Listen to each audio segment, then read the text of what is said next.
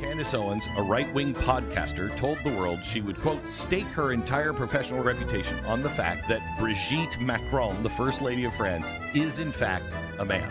That's the first sentence? That's the first line. I mean, I love it. Endorsed, repeated, and published a series of verifiably false and devastating lies about the Macron on which this complaint is based. Included that Mrs. Macron was born a man, stole another person's identity, and transitioned to become Brigette. We're actually facing, in many parts of our country, nothing short of societal collapse. And people are scared to go out to the shops, scared to let their kids out. That is a society that is degrading. And it's happening very, very rapidly. Safe and smiling, the three rescue drillers posing here with their bosses are on their way home after 60 hours deep underground. Mine officials say the first thing they said to rescue crews, a joke, that they'd had time to catch up on sleep. And certainly when the rescue team announced to us, we've got all three of them, they're in good spirits. I mean, goosebumps as I say it, happiness, but more happiness for them.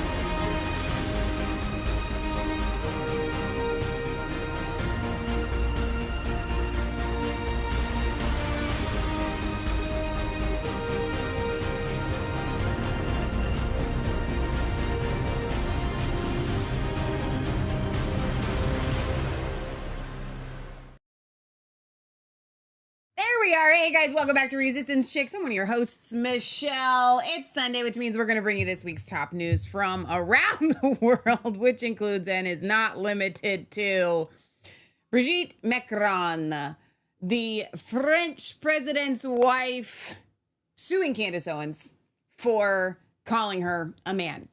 As you saw in the little intro there, Glenn Beck says that Candace says she would stake her career. I have heard Candace say this on the fact that Brigitte Macron is indeed not female by birth. We're going to get into it. I could not help myself, and you knew that I couldn't help myself. And Leah and I were just having this conversation the other day, and maybe even, I don't remember if it was on air. You know, it's so funny. I can't remember. Our life is so real, and on air is so real. Like, we're the same people on air and off air that we have the same conversations. And I can't remember what we said to you or just what we said to each other. But one of the things that we said at some point was Leah was saying, I don't like clickbait thumbnails. And I said, I don't either, but every stinking once in a while, a topic comes up and you have to do it. There's no getting around a hilariously fun thumbnail when you have in world news. You do realize that normally you can only sue within your country, right? So in order to sue on the global stage, it has to become a global suit.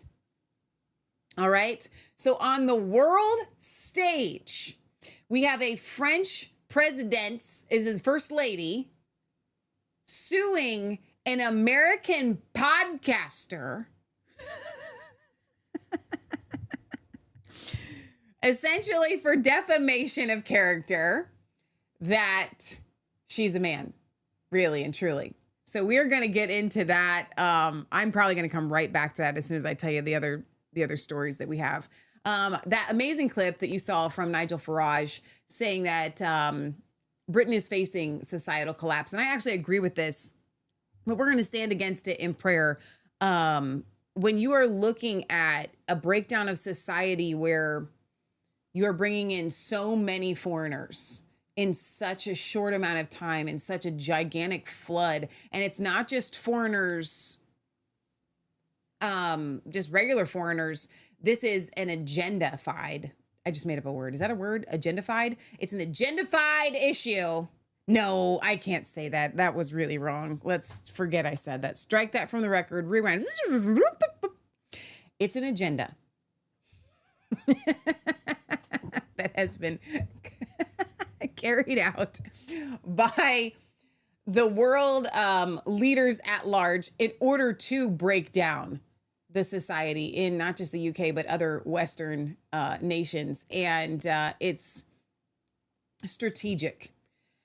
If you had just some foreigners here, some foreigners there, or like, let's say, you know, I'm going to actually disagree with with a comparison of migrants in, like, let's say the UK, obviously that's what we're talking about. And let's talk about maybe the southern border here in the United States with Mexicans coming up or South Americans coming up. And South and Central Americans. I was told by Corey Gray that there's a difference and apparently I have to use it. But whatever, it's South of America. So you're all South Americans, whatever. Like if you're looking at the map and you've got North America, I don't know. Anyway, regardless, I will say that South and Central Americans tend to have a more conservative and Christian value. So when they come to America, and especially if they actually migrate to America and they, you know, settle down and have kids and start a family, their religious and moral ideology is pretty much the same. Christian and Christian, by and large. That's not what you see with the migrants coming. They are by nature, most of them are Islamic, Muslim. And so that is a different mindset. You may say that some of the morals are the same, but it's not really and truly. And just the way that their societies function, you know, the hierarchy of the male and all of that, like it's not the same at all. And so even if we were just not just talking about like the workers coming in or them living off of the government or using up resources or whatever, just when we're looking at like as a whole society that has, you know, one religious and societal construct that you're looking at that's been there for, I mean, how long has England been in existence? Like the UK, the United Kingdom, that's been there forever, right? Versus Islam and their societal construct. And it just, it is a complete breakdown of society when you like clash those together so fast. And I'm saying the UK, but you guys know that, like, let's take France for an example. You can go to France and it doesn't even look like France anymore. And we are going to talk about France today. And so it's really sad to see these nations where you want to go and you want to experience that place, and an entire different people group has come in and taken over, not just left a footprint, but just like completely taken over. And look at Sweden, and like there are entire cities that are literally no longer Swedish. This is a problem. So I'm really proud of Nigel speaking out about this, and essentially Reform UK is going to make a strong stance in this direction, which is absolutely amazing. Then speaking of amazing, and we actually have some good news, you know, we're not always here just to cover the insanity. And I may start with this before Leah gets here.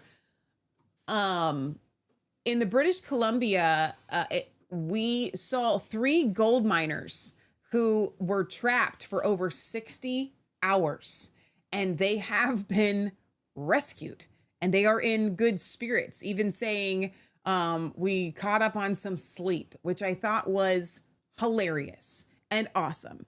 So that is a good news story, but I can't keep my mind off of this. I'm not going to do the story without Leah, the Macron story, because it does make me chuckle. Although, and I probably will wait for Leah to really get into it, because I take this story personally. And I don't have a problem telling you guys why. So for those of you that don't know, we've been doing Resistance Chicks for 8 years. We'll enter into our 9th year in 2026. So we've been doing this for 8 years. And as soon as we started Resistance Chicks, maybe I was wearing too much makeup, I don't know. But I just so happened to be like, I'm not going to lie. So these shoulders, I was a gymnast, but I was born with these. Okay. This jawline, born with that. Can't help it. Can't do anything about these cheekbones. Can't do anything about it. The muscles in my neck, can't do anything about those because I'm an athletic person. We would go live and it would make me so mad on YouTube because people would call us trannies. And it hurt my feelings. Like, it legit hurt my feelings that people would say that. Like, listen, the shoulders get on my nerves too, because I run into doorways with these sometimes. Like, I forget that they're there and boom, and bam, I've hit my shoulder because they stand out. I don't know what it is about the way that we look that people like to take a low blow that Leah and I do. I've said it before. Leah doesn't like it when I say it. I'll be talking. I know I look like a man, whatever.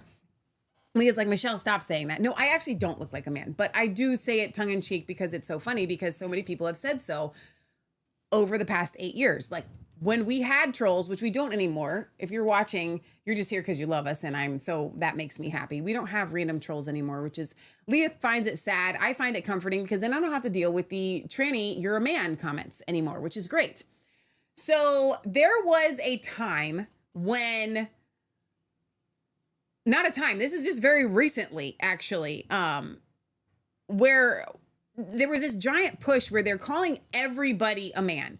I think they've said that Miley Cyrus was born a boy, and like all of these people, they want to come out and they're like, oh, look at the Adam's apple. Can we just take a moment on the show and look at Michelle's neck for a second? We've never done this before. I have muscles in my neck. I don't have an Adam's apple, but when I'm talking sometimes, the muscles in my neck look very masculine. If I was a famous person, I can guarantee you people would be like identifying, no, look at those shoulders. No, like this, there are people that look way less manly than I do, that the conservative right conspiracy theorist crazy people have broken down and been like, that's a dude. You know, it's a dude. No female ever looks like that. No female is ever born like that. And yet you've got like Riley Gaines, and you've got the gymnast, and you got all these people like, I'm sorry, I'm Swedish. Okay, Svika Sweden. I come from Viking. We suck blood. We eat hearts. Like, I don't know what else to tell you. I'm born this way.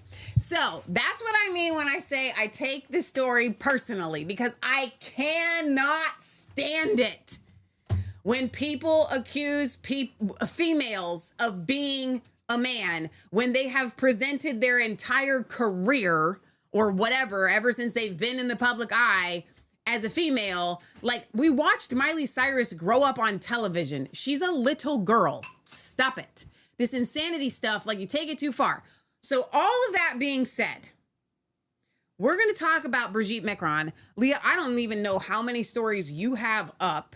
But I would like to take you guys, I have one article up from the Times that I did want to read from 2017, 2023. And it goes back to an interview from 2017 where Brigette Macron is interviewed, and she talks about how, hi Leah, welcome to your show. She talks about how she waited to marry Emmanuel Macron. She's 25 years his senior. Yeah. He's 45. He's very young. At the time of this article, I think he's older now, but at the time of this article, it was like 2023, and she was like 70, whatever. She was legitimately his teacher. Okay.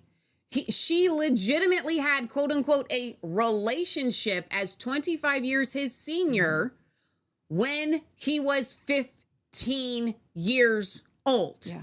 And she says in this article that she waited to actually get into a relationship with Macron because of her children. Okay. So I don't know what Leah has as far as Candace Owens read that part of evidence. Let's pull up this article, because the idea was that she waited until he was of a legal age. Okay. Let's go over this together. Catherine says, same here. I'm Norwegian. You know, okay. She waited 10 years to marry him.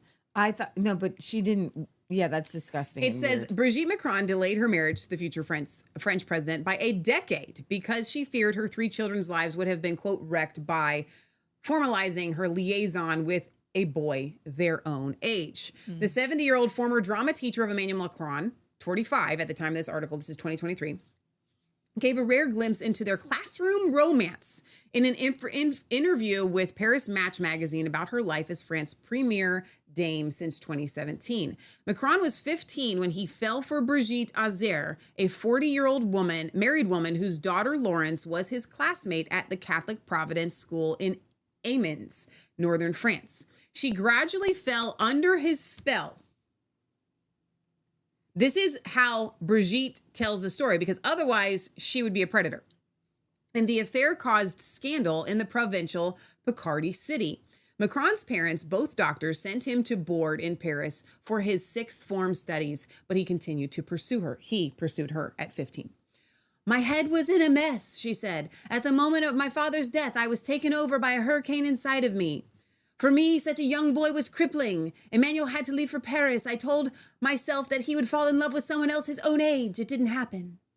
She gave up teaching drama at the class where she met Macron. She also taught French language and Latin. That only obstacle was my children, she said. I took time so I would not wreck their lives. That lasted 10 years, the time to put them on the rails. You can imagine what they were hearing, but I didn't want to miss out on my life, she says. I do not know how my parents were the model of the fidelity and good education would have reacted to our marriage. She came from a wealthy family of confectioners. Very sweet lady. And her mother, Simone, I don't even want to try, died in 1996. She said her older siblings used to joke about the gossip, saying, Papa, up there in heaven, have a look at Paris Match. She was divorced from her estranged husband, André Louis, a banker, in 2006, and married Macron in 2007 when he was a civil servant. Her son is now 48, 3 years older than her second husband, and her daughters are 46 and 39. I didn't know that. Azier never gave an interview and died in 2019. Wow. Macron, France's youngest leader since Napoleon, still dazzles her with his brilliance, she said. There's not a single day that he doesn't surprise me, she added. I have never seen such a memory, such an intellectual capacity. I had many brilliant pupils and none had his capability. I have always admired him. The couple led a quiet home life. She cooks the president breakfast and sometimes dinner, waiting for him to come home from work to their apartments in the Elysée Palace between 10 and 11 p.m. She is no politician, but passes on information from her conversations with ministers and others. She teaches in adult education for charity and works for good causes and has learnt to weather criticism such as finding fault with her clothes, the short skirts that were too short. I didn't have any long ones, she explained. You learn as you go along. I have bent to the discipline. Reviewing foreign leaders, she praised the king and queen, whom she hosted on their state visit in September. When the royal couple came, I was worried, she said. But right from their arrival at the Arc de Triomphe, I'm not even going to try because I don't know how to pronounce French names sometimes. When Camilla got out of the car and kissed me, they set the tone. He is very polished, very cultivated, very funny. What sums them up is their delicacy. She contrasted their grandeur of the royal couple at their state occasions with their private selves. On the Thursday evening, they came for an apéritif at the Elysée because they did not eat much, she said. There were just four of us, a marvelous moment. There they were, Charles and Camilla. The next day, they left for Bordeaux. Melania Trump, who visited the Elysée Palace in 2017 with her husband, the U.S. president, was very sweet, she said. But she keeps a firm hand on her husband. When she taps her watch at dinner, her husband understands that it is time to get up and leave. He obeys. She has a strong personality. Mrs. Macron talks rarely about their domestic life, but she has previously touched on the difficult years of her relationship with the former pupil, who persisted in his pursuit of her against all adversity. Her Paris Match interview with Catherine Ney, 80, a grand dame of French journalism, offered a little more insight into her unusual marriage. So I wanted to read that just to kind of give you guys this understanding of, I feel like Candace Owens is barking up the wrong tree. Yeah, she's talked about it though, and I'm going to play a clip of it. But the right tree is whether this woman was born a man and how she ended up with kids. If she was, I don't know. Okay. The fact that as a presenting female at the age of 40, pursued a relationship with a 15-year-old little boy. And apparently, this is acceptable in France. This is an acceptable thing. And we're going to get into a lot of things when we talk about Scott Kesterson, including one of the things is that this exact same thing happened to him, except for his college professor was not 25 years his senior. However, he did marry a French woman that was his senior and his teacher when he was just a very young guy in college. And so that kind of sets a stage for very interesting dynamics that we are going to talk about those things. So get ready for that whenever we do that show that the Lord is going to lead us to do.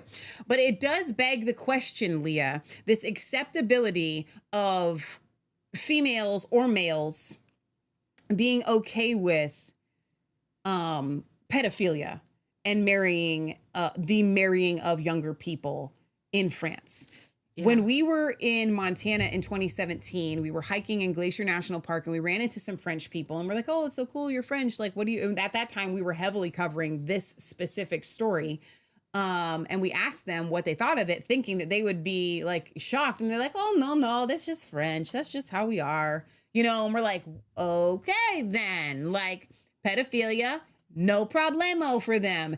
But for the rest of us and the rest of the world, it wasn't just pedophilia, right? She's married. She has kids, his age. He's a child. And this article presenting as if Macron is the one that pursued her is laughable. Okay. And this is how, let's go back to, Leah and I did a documentary. Maybe you saw it, maybe you didn't. If you didn't see it, please go to resistancechicks.com and just put in the word monsters in the search bar. And there it will be. Alfred Kinsey and the Monsters of America. One of the things that Judith Reisman uncovered when she was contracted by the government, by the way, to look into all of the four main pornography magazines at the time, Playboy, Penthouse, Hustler, and I feel like there was one more.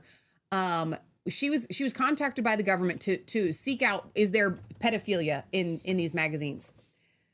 And what we found when we were researching for what Judith found is that throughout all of these magazines, the running theme is of little girls seducing full-grown creepy men.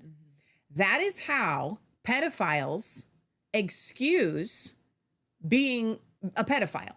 They say, but they wooed me. They pursued me. This little girl was seducing me at 4 years old. Or like even she 13. Says, or at 13, she was seducing me at 14, at 15. Macron was seducing me and pursuing me when he was 15 years old. No, you're a pedo.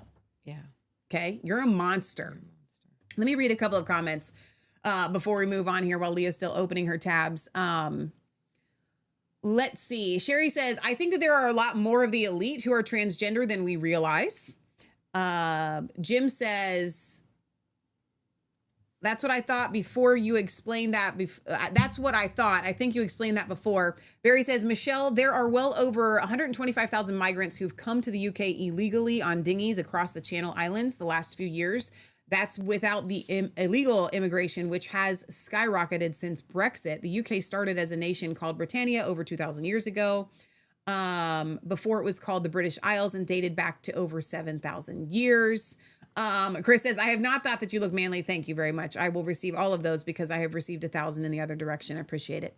Barry says, you definitely don't look like blokes. People who said that were bloody morons. Thank you. And we don't usually use the word bloody, but there you go. Let's see. Barry says, well, Brigitte Macron looks like dramas then. I don't even know what you mean by that. Sherry says, it'll be interesting to see if they go to Discovery with this. I wonder if this is to divert attention from other things.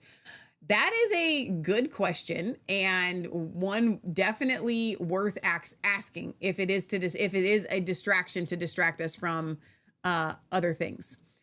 I think, let me check over here on YouTube and see if there's anything I need to get. Pepe Le Pew Macron says, Gio. Hi, Gio. Long time no see. Stuart the Brit says, I was in Gladstone from 3 to 13. About the time I went back for a visit, my 5 sisters are there and 1 brother. Let me check. We are live over on Resistance Chicks YouTube, of all places. You may be shocked to see us there. Red's over there. He says, it's your Swedish stock. No, neither one of you look male. There's just trolls and crazy people out there. Max says, OMG, that's just disgusting. Them reprobates. Well said. Potato Head says, I remember you ladies from Periscope. That's a very long time. Wow. That's when we went live. Remember when Twitter had Periscope Yeah. down? That's awesome. You found us again. So glad that you're here, Potato Head. That is amazing. All right. So, Leah, let me know when you have some tabs up, and I'll get to them. You can get to them. All right. This is a story that has, I feel like we covered this from, I think, 2017 when there was the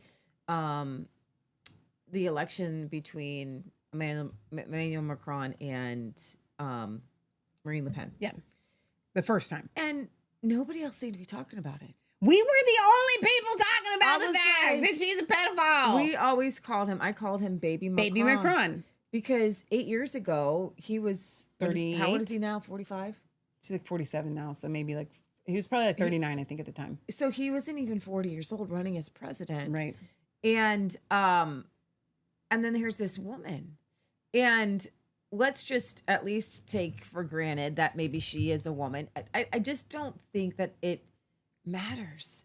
Honestly, who cares if she is a transgender man? Why is that the bigger scandal? The big scandal is that she is a child predator. That's kind of what I feel like, because it's 2025. Whether you're a man, you're a woman, whatever, you are a criminal. Yeah. You're a legit criminal. So this is my issue with Candace, is that, our tagline is, it's not just a conspiracy theory. Mostly a crime. So this idea that Emmanuel Macron is a product of a child predator. He was preyed on as a child. That is a conspiracy theory that is actually true. Yeah. Right? Because they would say that in France, like you just told, they're French, which is hilarious to me. The problem is, like I say, what happens is, this is what I believe like Hillary Clinton does and all these other, somebody sent me, and because what the CIA does and what the deep state, what they do. I'm so sorry about this, guys. Please be patient if you're tuning in. I think it might have dropped. It says back now. I lost them too. Back now. Frozen Girls lost you. Back now.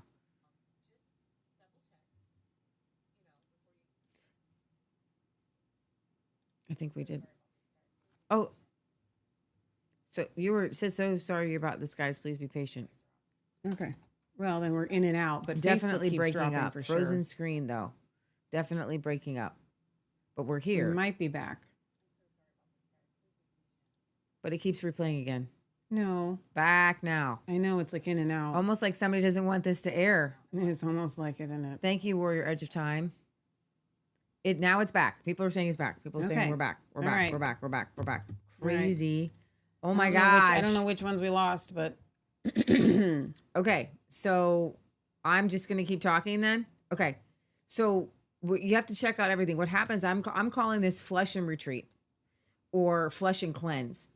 And it's something that like the Clintons will do, where, so-and-so was caught in the dark room and they have proof that Clinton was drinking baby blood or something. Mm-hmm. Okay.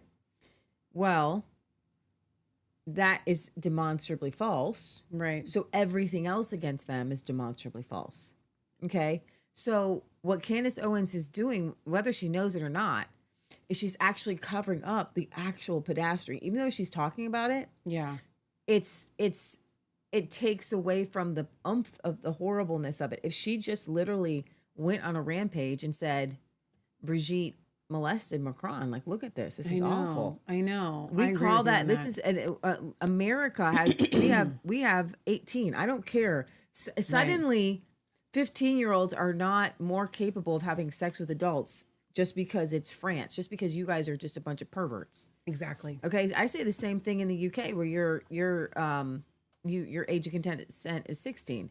Just because you have a bunch of perverts doesn't mean that that it should be a 40-year-old should be able to groom or molest a 16-year-old. Okay. Well, and then let's add to that because I know a lot of you guys that tune into our world news. Everybody knows an adult is 18, pretty much worldwide. Are you guys? A lot of you tune into our world news show. Maybe the religious stuff isn't for you. Maybe the healing for the fractured soul is not for you. But for the past, since we started healing for the fractured soul, essentially we've been getting into a lot of this, talking about when people in positions of authority use that position of authority to groom and manipulate and to sexually kidnap, essentially, another person.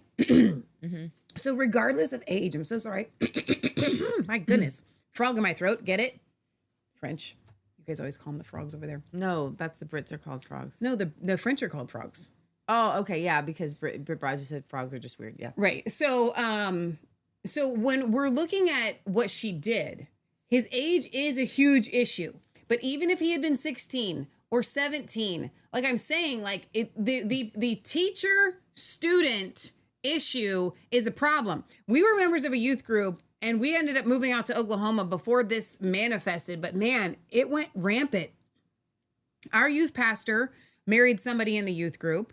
Now they were only probably about 3 or 4 years apart in age, but he was the youth pastor while she was still old enough to be in the youth group. Like he was like 23, 24, and she was like 18, her senior year. But still, when she graduated, then he pursued her almost immediately. And that's weird.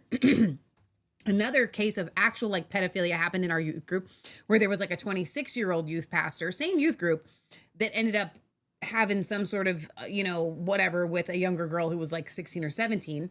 Then our friend and youth pastor, I don't mind calling out her name, Greta. This was after we were out in Oklahoma. And come to find out, she had a boy in her youth group. And she's like 4, 5, 6, 7, I don't know how many years older than this boy, who he goes through youth group. And then when he gets out of youth group, they're married and they have kids now. Like, there was a spirit of pedophilia going through that youth group, okay? And it's weird. It's wrong. It's gross. You do not take your position of authority and then pursue a relationship with someone that you helped influence and raise like that. Like that's not, so this whole teacher thing, and this is why Lee and I have covered so much ad nauseum on our Healing for the Fractured Soul or different episodes that we've done when these Mike Bickles, everybody wants to like go to an age. They want to go, well, was it legal? Did they break a law? I don't care as much about that. I mean, I do care about it, but I don't care as much about that as I care about somebody in a position of authority using that authority to pursue a relationship with somebody that is under them. And this happens a lot, like Greg Locke, okay?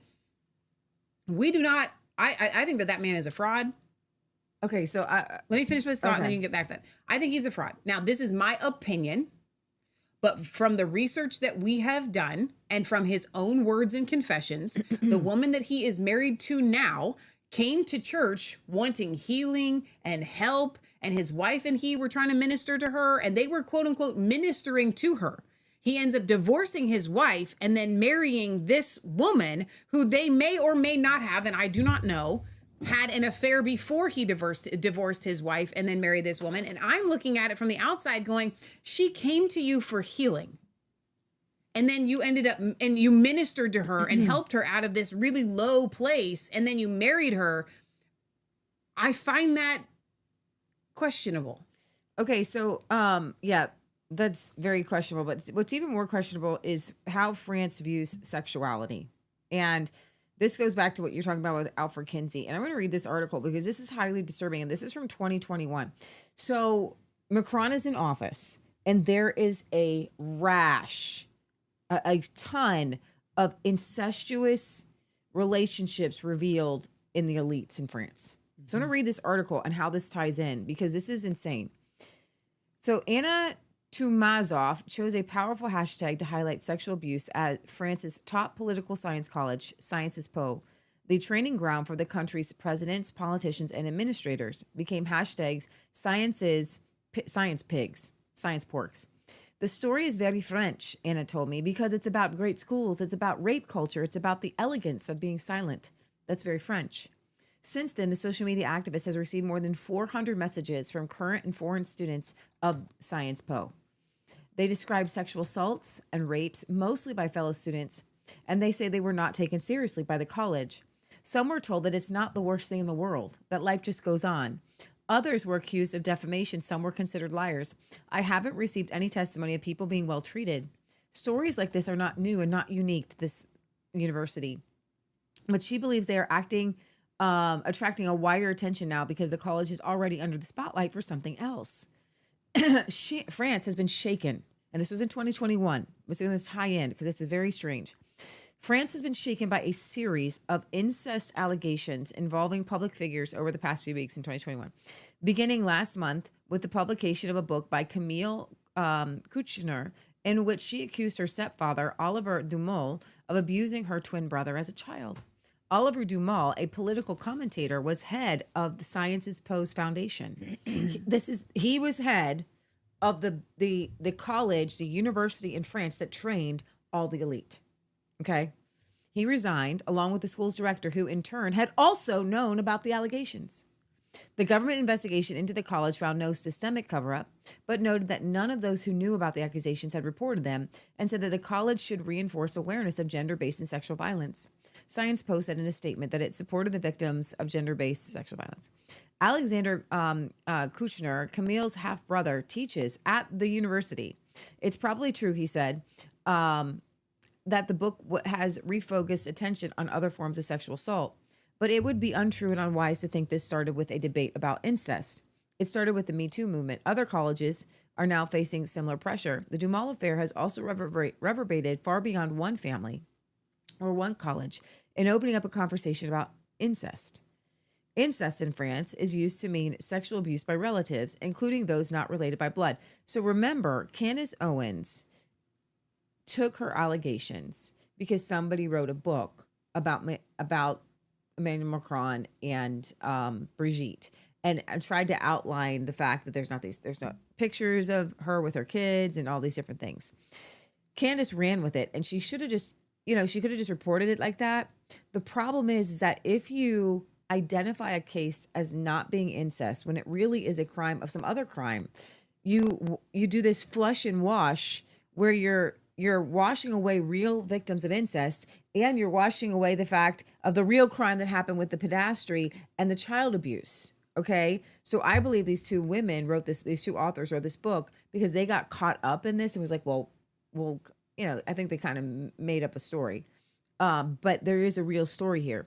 The association, Face les Incestes, Facing Incest, says the number of calls it received the month of February 2021 shot up from 30 to almost 200. Incest in France is used to mean sexual abuse by relatives, including those not related by blood. Lawyers described similar jumps in the number of clients wanting to explore legal action.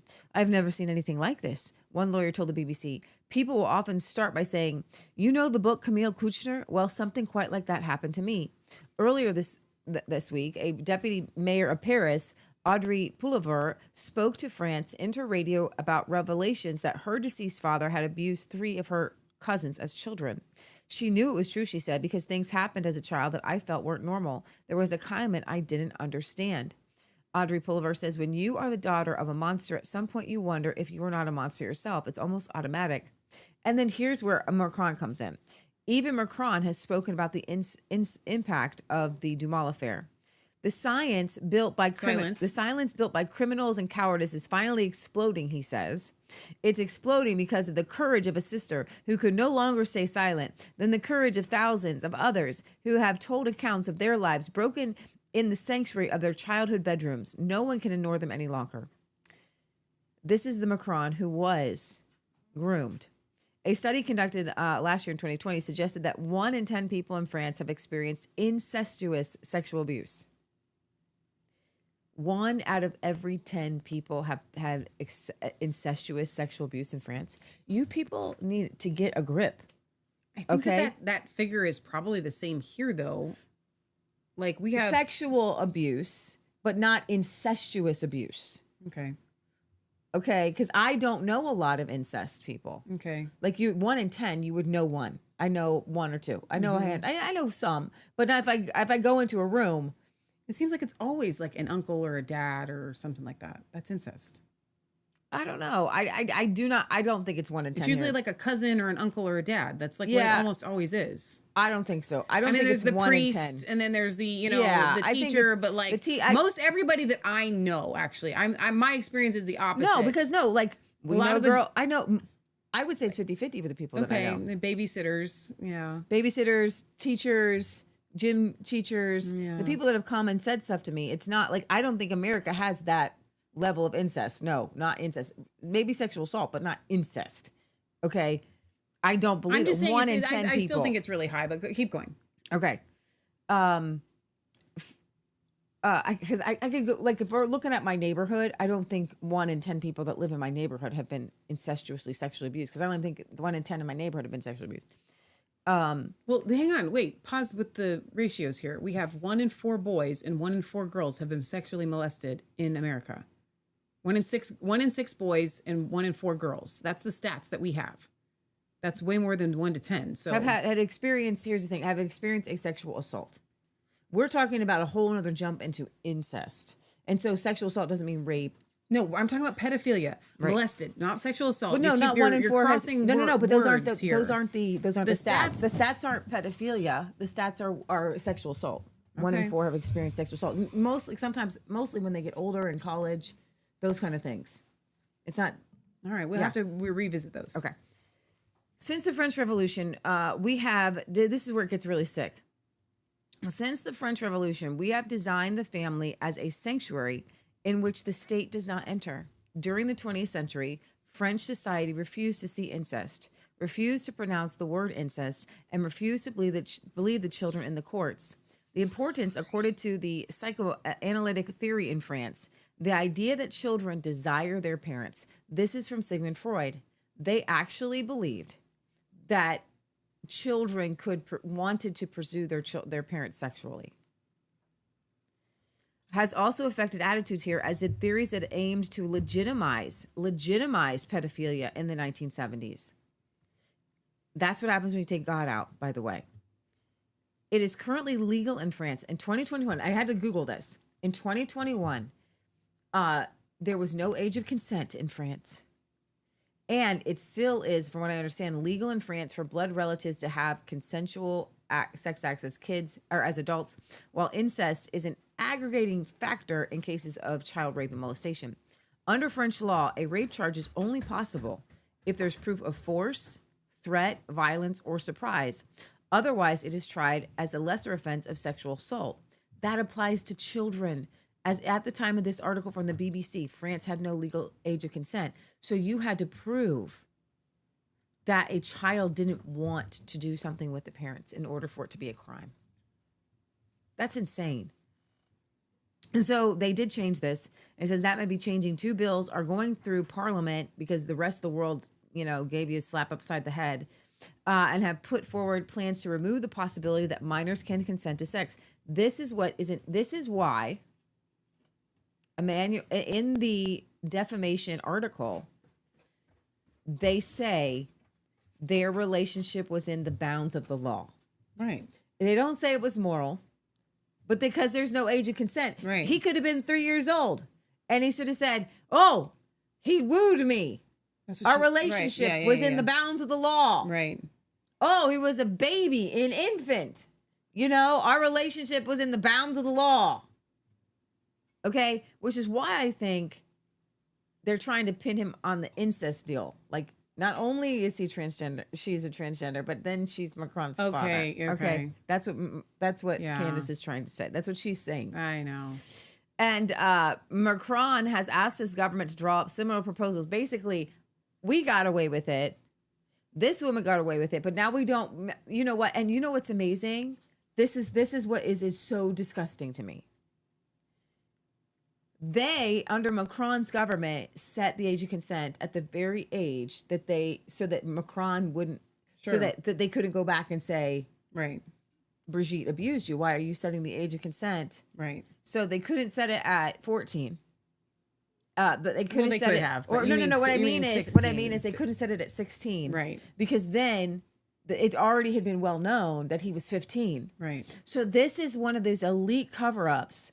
And we'll go after those, or we'll go after those historically, or we'll go after other people, but we'll literally frame a law about child abuse around themselves. Okay. And somebody says there's something new in France in this conversation. It's the fact that intimacy has become a political subject. We're looking at a movement that puts what happens to individuals at the forefront of the political debate. Back in 1986, French television audiences watched Eva Thomas speak about her experiences as an incest survivor. It was the first time anyone there had spoken out in a way that without the protection of being anonymous. I want to stop feeling ashamed, she told her interviewers. Why didn't you tell your mother, she was asked. And forgive me, but you let him do this, ? Now there are so many voices and so many campaigns about this. And I just feel like this article was written in 2021, and then I found one here from Politico that so that article was written in February of 21. So within 3 months, April 16th, 2021, the National Assembly made sexual, intercourse between an adult and a minor under 15 punishable by up to 20 years in jail. The move enforces an age of consent in a country where previous legislation on the matter was often seen as ambiguous. Sex between adults and minors under 15 was already illegal, but was up until now only prosecuted as rape if there was proof of coercion. When there was no proof of coercion, it was prosecuted as another lighter offense called sexual act on a minor, punishable by up to 7 years in prison. No adult aggressor will be able to claim a minor under 15 was consenting. A so-called Romeo and Juliet provision will allow the consensual relationships between a minor under 15 and an adult teenager if the age difference is under 5 years. The provision passed despite some MPs proposing to lower the difference, to take into account the fact that a 13-year-old child has never has the necessary judgment to consent to a 18-year-old. So they want to make sure that that is, not a thing. The law also enforces a different threshold for incestuous sexual relationships considered as rape, any act of something between an adult and a minor under 18. The move comes after the allegations of this incestual abuse. So they did do that. Let's go over here to this Glenn Beck video on France, the president and the first lady of France suing Candace Owens. Right-wing podcaster told the world she would, quote, stake her entire professional reputation on the fact that Brigitte Macron, the first lady of France, is in fact a man. That's the first That's sentence. the first line. I love that. Endorsed, repeated, and published a series of verifiably false and devastating lies about the Macron on which this complaint is based. Included that Mrs. Macron was born a man, stole another person's identity, and transitioned to become Brigette. That Mrs. Macron and President Macron are blood relatives committing incest. That President Macron was chosen to be the president of France as part of a CIA-operated MK Ultra program or similar mind control program. And Mrs. Macron and President Macron are committing forgery, fraud, and abuses of power to conceal these secrets. This was filed by the Macrons against Candace Owens in the state of Delaware. I love this story.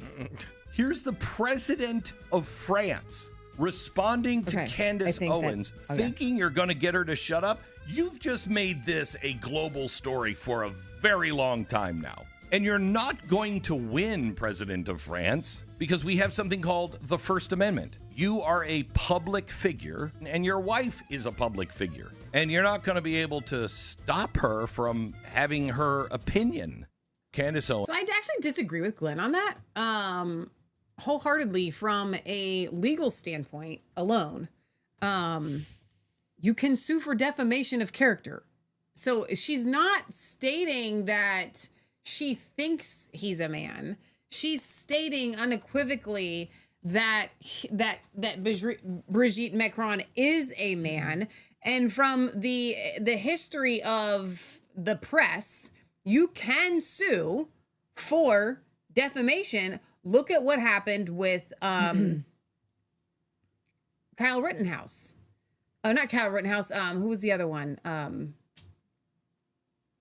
I know you're talking about. The kid that was standing on the steps. Oh, anyway, he got a giant payout because he was able to sue because the news, all the news stations came and defamed his character. So I kind of disagree with Glenn there. I'm really surprised that he would say that the First Amendment covers defamation of character, because it doesn't here in the United States at all. I would like to pose this. Now, I know where a lot of you guys are going to land on this. You think that Brigitte Macron is a man. I'm going to tell you, I don't. Mm-hmm. I've been covering this story since 2017. I think that it is as on the nose and in your face as it looks. She was a teacher, a female teacher, and birthed 3 children. Mm-hmm. And when it goes to discovery, they will be able to prove that. And her children, like, the idea that somehow Macron fits in the fact that this dude, Brigitte, is Macron's dad, and like, that is so,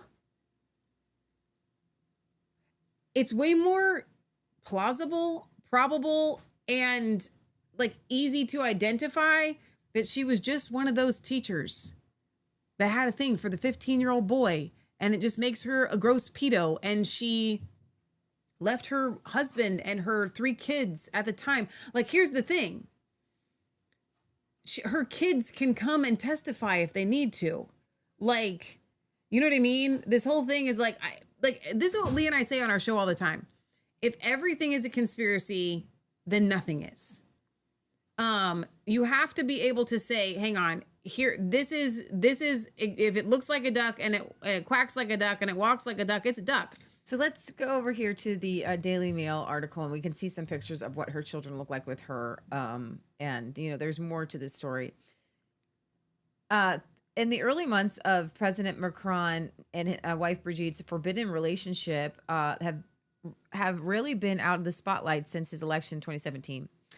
This week, Brigitte's daughter, who was 40 years old, Tiffany Ozeri, who is just 6 years younger than her stepfather, shone a light on how she and her 2 older siblings really felt when the teenage Emmanuel, 17 at the time, declared he wanted to marry their drama teacher mother, then 42. Speaking to Paris Match ahead of the release of her first novel, Brigitte's daughter has revealed how she and her sister Lawrence, who is 47, and her brother 49, Sebastian, who were 17 and 19 at the time, while she was just 10, faced judgment and backbiting as news of the scandalous romance broke in their local community by the French city of Amiens. She told the French magazine, "The attacks, the backbiting, the judgments. It was not yet the era of social networks, but we were in a small provincial town. Everything is known." And this is Macron, 46, with Brigitte, 70 years old, by the way. And then Tiffany Ozeri, Brigitte's younger daughter, said she has a close relationship with her stepfather, but that it had initially been hard to deal with the local gossip. Footage captures the moment a 15-year-old Emmanuel Macron kissed his 40-year-old teacher Brigitte Wright in 1993, 2 years before he declared he wanted to marry her. So there's a gallery of pictures here. So how is there a picture of that? I don't know, but it's gross looking. But that's a real kiss. So this is Tiffany and her mother in 2017, the youngest daughter. It says that when she first knew Macron, when her older sister Lawrence told Brigitte, "Mummy, there is a crazy boy in our class who knows everything about everything." Lawrence Ozeri, now on the left here, now 47, was a classmate, an actual classmate of her future stepfather. After falling for her mother, then Brigitte Troju Center, pictured with Tiffany Wright, supporting Emmanuel at a campaign rally in 2017. This is what it looks like when you're weird. It's a face of weird people. Here's the son, who was 19 at the time, with his wife, and then here the two of them. Then there's the daughter, and then Macron, and it's so very strange. Can we just for 1 second? Just They look like mother and daughter. They look like mother and daughter. Like their build is the same. Their legs are the same. Like this, I just feel like this is so reaching and unnecessary when you can just say she's just a sicko. Like, I think that's the most important. Tiffany says that she admits she remains wounded by Macron's forbidden relationship. Macron, a brilliant student, fell fast and hard for the passionate literature teacher. The two grow close, especially after Macron, then 16, joined the school's drama club managed by Brigette. The school was run by Jesuits. Of course it was. I'm telling you, I just look at this picture one more time and then I'm going to close it out. This is all the proof that you need. That is a woman who had an affair. Who had an affair with a 15-year-old boy. Like, that's husband. gross. It's sick. That's all you need to know. Like, keep going. It says that Paris Match also describes how young Emmanuel often rang the bell at the Azier home, and rumors grew. Rumors which naturally had an impact on the three children of the household. In the most recent interview, Tiffany, who lives close to Calais with her husband and two children, says she watched the couple remain strong, as they would say together. Despite all this, they stood tall. I gained an open mind, the desire to move forward without listening to peripheral noise. Miss Azier, who died in 2018, was particularly upset that her humiliated father, André Louis Azier, was forced to leave the family home in 1994, even though he did not divorce Brigitte until 2006, allowing Mr. Macron to marry her a year later. This is just so sick. A family separation can be a sorrow and an opportunity, said Miss Azier. Recomposition can prove to be an enrichment. I have a beloved father and a stepfather. You do not have a stepfather. The writer, whose new legal novel is called Aziz, something in reference to a criminal court, said she was also wounded at claims on social media that Brigette was born a male. I have concerns about the level of society when I hear that it is circulating on social networks about my mother being a man. The confidence with which it is said and the credibility given to it is proclaimed. How can we resist disinformation on social networks? Brigette Macron won a libel case against a freelance journalist who had circulated the rumors about her sex last year. Emmanuel and Brigette have too been honest about their own relationship, describing how they fell in love with their past crossing the classroom. Then he was 15 years old when he met Madame Azier, a teacher who was 24 years his senior. The teacher and her pupil had collaborated on a play, The Art of Comedy, and every Friday night for months at the school, adapting it for all the students who wanted to take part. As the audience clapped before the curtain came down, a teenager took a bow and kissed his teacher on the cheek as she smiled with obvious delight. And a glimpse emerged of what would be the start of this love affair. That's how they got the picture, I guess. Macron is the son of two respected doctors, was adored by staff for his hard work and intelligence. The duo would work on the play script late into the night, of course. Neither had far to go home, and the teacher to a house she shared nearby with her banker husband and children, and the pupil walked the short distance to his parents' home in an affluent part of Amiens. It was only when the play was finally staged in front of proud parents and family that a glimpse emerged of what was the start of a love affair between Macron and Brigette. Every Friday, I went to write a play before her for several hours, the President Macron later revealed. We spoke about everything, and I discovered we have always known each other. As for Brigette, whose eldest daughter, Laurence, was in the same class as Macron, she was captivated by his exceptional intelligence. She felt he was so gifted that it was as though I was working with Mozart. The first sign other pupils had the relationship was more...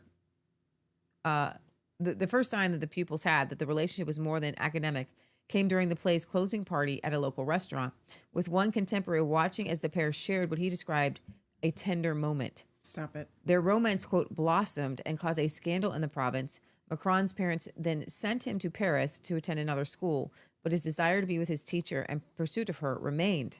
See how they frame all this? In an interview with Paris Match, the 70-year-old said that she told herself that he would fall in love with somebody else, but it didn't happen. So this is how they're all framing this, because they don't want to talk about the fact that this was abuse, absolute 100% abuse. The Guardian says, the Macrons are an exception. My teacher's seduction left me scarred. An interview with the French president's wife contrasts with the film May-December about a taboo that is an abuse of power. Last week, and this is from, I don't see the date on this. The release of Todd Hayes' film November 2023. May-December coincides with the publication of a rare magazine interview with Brigette Macron. The film is based on a true story of a woman who began a relationship with her husband when she was 34 and he was 12. Emmanuel Macron was 15 when he was seduced by his drama teacher, 40. In both, we are invited to consider one of the society's enduring taboos, a relationship between an older woman and an adolescent boy. The way in which these transgressive relationships are portrayed in popular culture is neither conclusive nor straightforward. Zoe Hellner's Notes on a Scandal was one of the first examinations of a female teacher male pupil relationship after the news in the UK made such liaisons illegal. Praise God. The novel and the subsequent film captured the levels of deception and manipulation to which the teacher is prepared to go in order to possess the 15-year-old, with the boy seemingly complicit as their affair spirals hedonistically out of control. What the audience is not shown is what happens when the authorities intervene and the relationship falls apart. Then there was a teacher series, an American TV series called A Teacher, follows an illicit relationship between a woman in her early 30s and a 17-year-old student. We see how she abuses her position and the consequences. The ending is rushed and oversimplified, but at least we get a glimpse into the lifelong impact of the boy, sympathizing with him as he struggles to grow into the man he wants to be. These age gap relationships are more usually presented to us the other way around. The older man abuses a position of trust. And this person says, as a victim of such a relationship, which was legal at the time, I can vouch for teenage vulnerability and in living proof of the pernicious and lifelong effects of manipulation and power imbalance. This is not to say that teenagers are wholly innocent. And then the distress surrounding the abuse of power by an older man towards an adolescent girl with all its ramifications, not the least pregnancy, is horrific. By comparison, a boy may not appear to have much to lose, but the long-term impact can be equally damaging. He says, every time I'm reminded of what I lost 30 years ago, what I didn't do, experience, or experiment with, in case on this, so this is the rub. I don't believe that we can sit here, and I've always wanted the world to look at this, and this is what I want the world to look at, and they're all just hammering over whether they believe Brigitte's a man. No, that's not the there. That honestly is what the devil wants you to pretend at, what the devil wants you to look at. Yeah. This is sick. This is disgusting. He cannot be president. He is obviously seen to be easily manipulated. And she is a liar. She's an abuser. She's a predator. And she's sitting in the most powerful seat in France. And she's a predator, and it's right out there in the open. And the whole world, Donald Trump hasn't said anything, and other presidents aren't saying anything. And if I were to meet them, you're a predator. You're a predator. You're a predator. You're a predator. This is wrong. This is disgusting. You can't be president. You can't lead France. This is, I don't know what society does with these people, but you don't put them as president of your country. Or right? If you're France, you get the leaders that represent you, right? I guess. Jamie over on YouTube says, my cousin in England is married to a French woman named Estelle, very French name. Sue says, Candace has the attention that she wanted. Well said. Stuart the Brit says, any mud throwing at the pervert French, whether male, female, or in between, has got my support. The pervert French. Over on Rumble, Tell It Like It Is girl says, how can France like these two? Barry says they don't. Then Tell It Like It Is says, then how did they get in office? And Barry says that Macron is an EU puppet and it was a rigged election. It was a rigged election, yes, because they actually had to do a snap election, and Marine Le Pen was going to win. But the centrists joined with the far left to keep him in office. They really don't want him there. Ohio Croatian says he'll divorce her this decade for a woman under age 40. Here's the very interesting thing about this. I want you guys to, that would be the norm, right? That would be what you would expect from any man. If you felt like they were actually in a relationship at this point.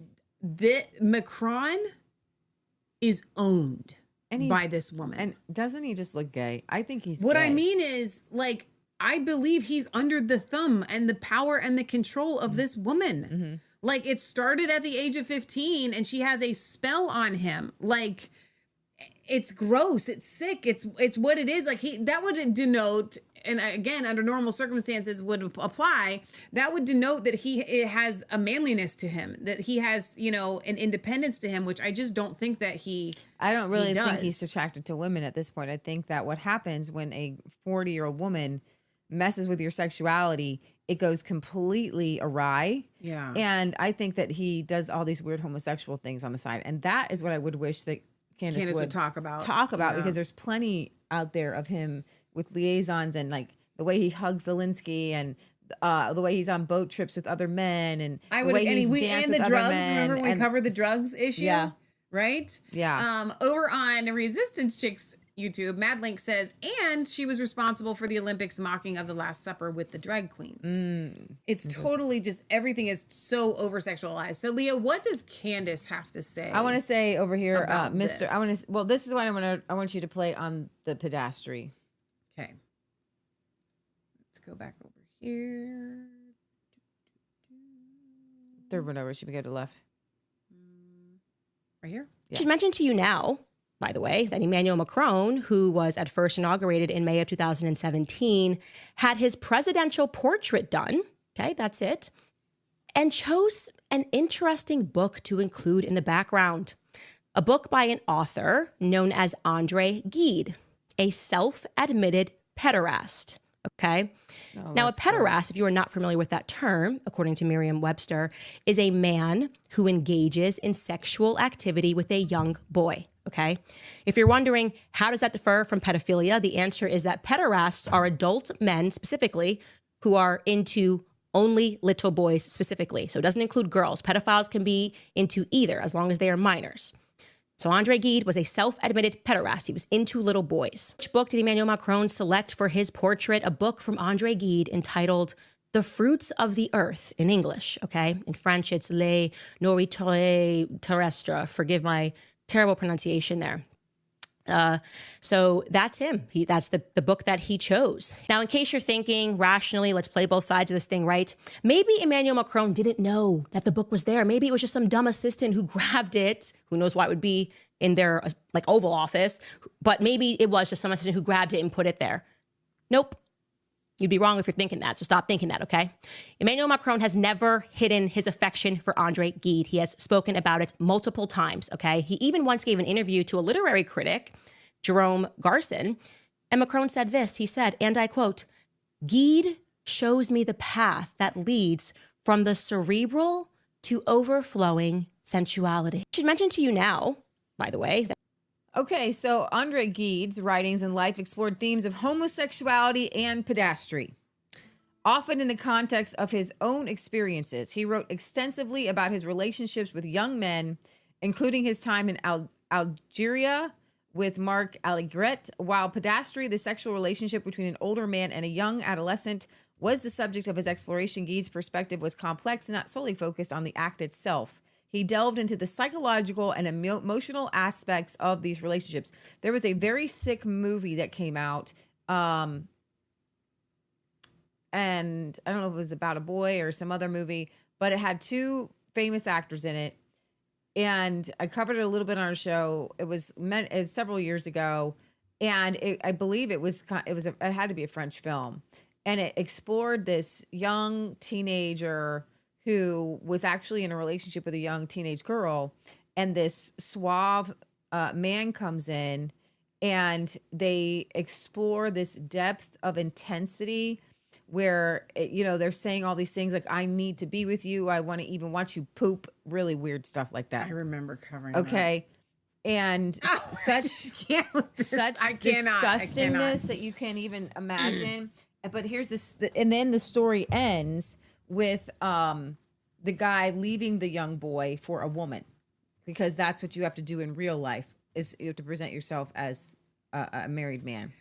And this is the French sensuality. And this goes to the show that we did on love. So the French view of love is a sensual feeling. It's like the Greeks have 7 words for love. Jesus said, hey, Peter, do you agape me, which is a God kind of love? And he said, I phileo you, which is just a regular kind of love. And we're called to love. And so what happens in Western society, Western Christian society, When we say love, we mean self-sacrifice. We mean caring, right? I love you. And even in relationships, that's what we mean. Right. But in France, they see love, and when they say love is love, what they mean is my sensuality cannot be controlled, and I'm not supposed to control it. Sure. So I want to hit on this Andre Gide and the book and Macron and why he would have that there. So disgusting. So what the leap that Candace is trying to make is that means that Brigette is a man, because you would just automatically assume that this underage relationship, tell that Macron is gay. So, and I agree with you. Tell it like it is. Girl says, even if Brigette is a woman, I believe that Emmanuel is gay or bisexual. Yes. What happens yes. when you are molested as a child? You become a sexual. Wait. Let me rephrase this. You can be more predisposed. Please forgive me for what I was about to say. I didn't mean that. You can be predisposed to becoming a sexual deviant. And so you have to overcome that when you have been molested. Like, it's a thing you have to literally overcome, which by the grace of God, you totally can. But that adult breaks something in you that you always need the unhealthy. You always need the not real, right? And so I totally believe that what happened to Macron as a child through Brigette, who I believe is a female, broke him and has made him a homosexual. I believe that. So to make the leap that says it means that he loves this guy because he was a man or a little boy that a man pursued is, I think, too much of a leap. And the more obvious one is that once you become a homosexual, and this I can say, man-child love becomes the norm. Mm-hmm. It just does. Yeah. So just as a homosexual, you're going to love that book. Mm-hmm. Okay. Then you add to the fact that you are supposedly now a homosexual who was groomed by an adult. Then you just combine them and it's like the perfect storm. I don't think it has to just mean that Brigette is a man. I think that's ridiculous, actually. So, but she does manhandle President Macron. I don't know if we played this on our show or not, but this was a month ago. They opened the door too soon, and you see Brigette smack him, and it's quite disturbing. Well, France just declared war on itself, a civil war of sorts. That's because some dude just punched French President Emmanuel Macron in the face on a weekend flight to Vietnam. Who was this dude? Well, it turns out it was the First Lady, Brigitte Macron.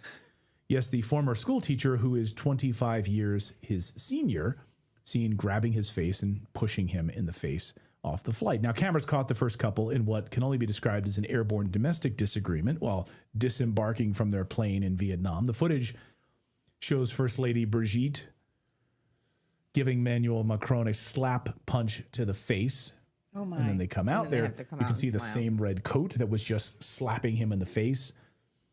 And it all started with a smack to the face and then escalated to like a two-hand maneuver over his mouth, nose, and jaw. And not in a loving, like, get over here, you rascal kind of a way. No, don't kiss me, you'll mess my makeup kind of way. I get that all the time, but that's usually just a verbal assault. Or I just go, no, honey, don't mess me. Yeah. Right? I've never actually hit him in the face, no matter how much I want to. Oh, okay. No, I'm just kidding. No, we don't lay our hands on each other in that way. Now, the French government originally tried to deny authenticity of this footage, but then later they said the couple was just horsing around and joking. Now, look, Brigitte Macron is 72 years old. Emmanuel Macron is 47. They are 25 years apart. And I think it is worth an exercise to think about him as a 14, 15-year-old student while she was very close to 40. That's how their relationship began, with this unhealthy power structure. I think if we really wanted to be generous here, with an explanation, is that safe to say that sometimes elderly people can get mean and aggressive and irritable due to either cognitive decline or medication. I think that would be charitable to give her the benefit of the doubt. I don't even know who Macron she is. does not look complicit here, though. I think there's no explanation under which he doesn't look like he's expecting it. He puts his arm doesn't out to look walk her like, down. Right. He doesn't look like he is in an antagonistic conversation. He is looking at her. His hands are relaxed before it comes. He is clearly not joking around, not playing along. Now, here are some uncomfortable truths about the Macrons, even if you don't want to go down the is she a man, which she has never satisfactorily explained. Even if you don't want to, let's put that aside for a second. Here are some facts. He was groomed by her. I have a 14-year-old son who's almost 15. A 39-year-old teacher comes near him. We're going to have some problems. You're going to get mama bear over this. So again, 14 is when their relationship began. They lied about it, initially told the press he was 17, only to back that up later and admit. So again, the relationship began under power imbalanced, ethically fraught conditions. This behavior begs the uncomfortable question: has he been abused since he was 14? Is this symbolic of what has always been since he was a child? Here are some other uncomfortable questions. Again, they have never satisfactorily proven that she is a woman, never produced images before her 30s, never produced images of her pregnant, never explained why there was a brother that was not explained for in her family pictures, why AI matches that to her face. They have never answered for the fact that despite these looming questions, was he groomed by a pederast? In the very first presidential portrait of Emmanuel Macron in 2017, the works of André Gide, an avowed pederast, was in the presidential portrait. Does that happen by accident? Do you accidentally have pedophile literature on the desk when you take your presidential portrait? In what world could that be accidental? And you again, would come out, the fact oh my that when gosh, they so sorry. originally explained their relationship, they said he was 17, he was not, he was 14.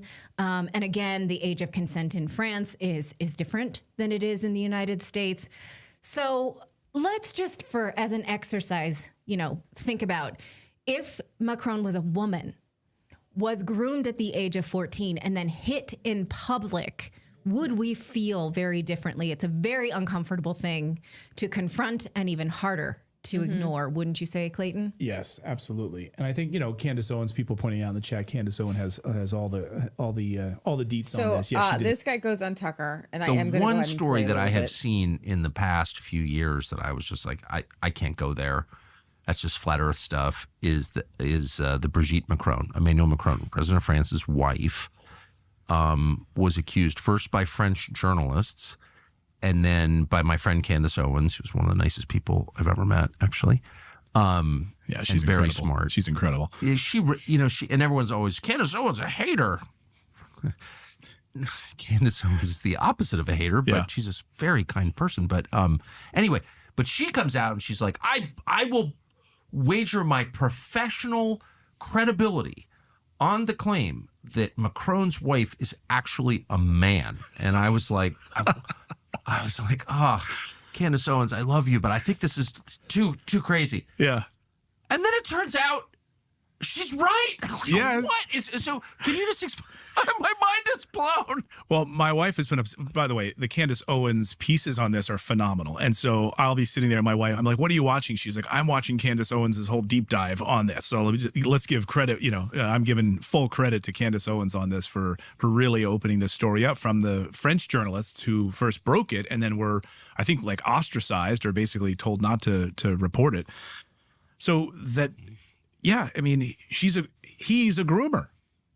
So, the fact that Emmanuel Macron was a child and this man takes him under his wing and is a groomer, uses the identity of another human being. I mean, I'm definitely shortening the story in all of these ways, but I don't know the full details the way that Candace does for sure. So I'm not going to go down. We're not going to play this whole thing, but I want you to see what Tick, it's exactly like Brigette Macron's. If you spoke this French, this is what got it started. Okay, this is what got it all started. Oh, welcome back to our series, Becoming Brigette.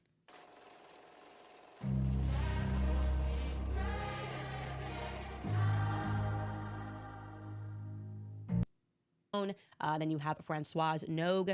Obviously, we spoke a lot last week, particularly about Germaine Nogue, who he refers to affectionately as Manette, right? She's the one that shared this love of pedophile-centric books with her grandson. She is, as we mentioned to you last week, the only family member that he includes in his childhood stories throughout his autobiography, which is entitled Revolution.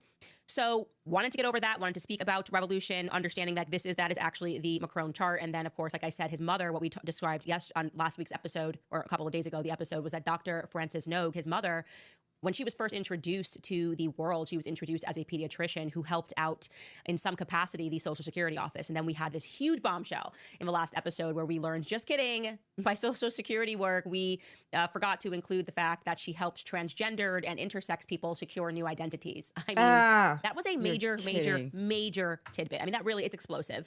And it's important for you to remember that as we go along, because that means that Macron's immediate family was involved in helping people, okay, who had gender issues to become someone else. In other words, they were facilitating the issuing of real government IDs, which allowed people to legally shed themselves of their former identities and their true biological sex. We have to wake up to the fact that that is the reality of the world that we live in today. So what is that? What are the implications of that? Let's just pause there. What are the implications of if I decide, okay, I'm Candace Owens. Nope, I feel like actually I was born a man. And so I'm going to change my name. I'm going to change my name to Jean-Michel Trogneau. Okay. And then someone comes out and they say, like, you know, Candace Owens is this person. Can I then sue them for defamation for saying that I'm Candace Owens if I legally changed my name to Jean-Michel Trogneau? Does that become the basis of a defamation suit if you are able to shed your identity? I want you to think about that as we keep going throughout this series. It's very important to remember this, that his mother was dealing with this capacity in the Social Security office. I should also add here that thereafter, shockingly, in a very rare interview his mother gave to a journalist named Gail Chekaloff, she was writing a biography about the Macron couple. Biography was entitled Just the Two of Us. And she spoke with his mother, and his mother said something very strange. She said, and I quote, it's in this book, "For me, Brigette is not a daughter-in-law." Excuse me? What does that mean? Brigette is married to your son. She's been married to your son for a very long time. She fell in love with your son when your son was 14 years old. What do you mean to me she is not a daughter-in-law? What is the implication of that? What else could she be?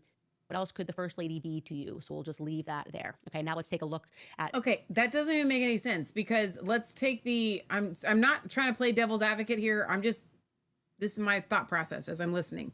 That doesn't, that's not a whole shooting in anything that you just said there, because it actually would lend itself to, if this woman, Macron's mom, feels like this woman, Brigette, abused her child, you would say she is not a daughter-in-law to me. Like what planet are you living on? You know, like, Candace, this is stupid. It's said that his mom said to Brigette, "We just couldn't believe it. What is clear is that Emmanuel met Brigette. We just couldn't say that's great. What mattered to me was not the fact that he was having a relationship with Brigette, but that he was alive and there wasn't any problems." She says, realizing the affair would not be a passing phase, she told Brigette, "Don't you see, you've had your life. You've had your children, and he won't have children with you." The mom didn't want Macron to be with Brigette. Like, the father says, when Emmanuel met Brigette, we certainly didn't say how wonderful. Brigette Macron's family chart, okay? We've got some other important things to remember. So you have Brigette, who allegedly was married for 32 years to this guy, Andre Louis Ozier, okay? And they allegedly had 3 children, Laurence Ozier, Sebastian Ozier, and Tifon Ozier. Now, it's important to remember, which we touched upon last episode, that the First Lady just routinely sort of gets things wrong in her interviews, right? Like, she gets the date wrong from when her sister, Mary Vaughan, died. She got the date very wrong from when her alleged niece died. And we're starting to think of this as more of a strategy than anything else. Like, it's not just forgetting dates, it's because you're trying to confuse the public. And a big indication of that was Tifon, okay, her daughter, getting both the date and the manner of her father's burial wrong. in Paris Match magazine, weekly magazine. How is that possible? Remember, we talked about this. We can bring up that chart again. Very weird mystery regarding this Andre Louis Ozier character. How weird it was, we cannot emphasize enough. We learn from his first cousin, okay? He had a first cousin named John Louis Ozier, and that's where it got really confusing for some people. There was a first cousin, and that first cousin then described that essentially he had sued the journalists for misidentifying him in the wedding photo. That first cousin then got upset because the Élysée Palace kind of played him into suing her for defamation, pretending they were going to join the suit. But then also Brigitte Macron refused to simply say, bring that picture back up. Yeah, that's me in the wedding photo. She refused to do this and just kind of backed out. And so he wasn't happy with this. Ozier's, he was not happy. Now, I could see how you would say for misidentifying him in the.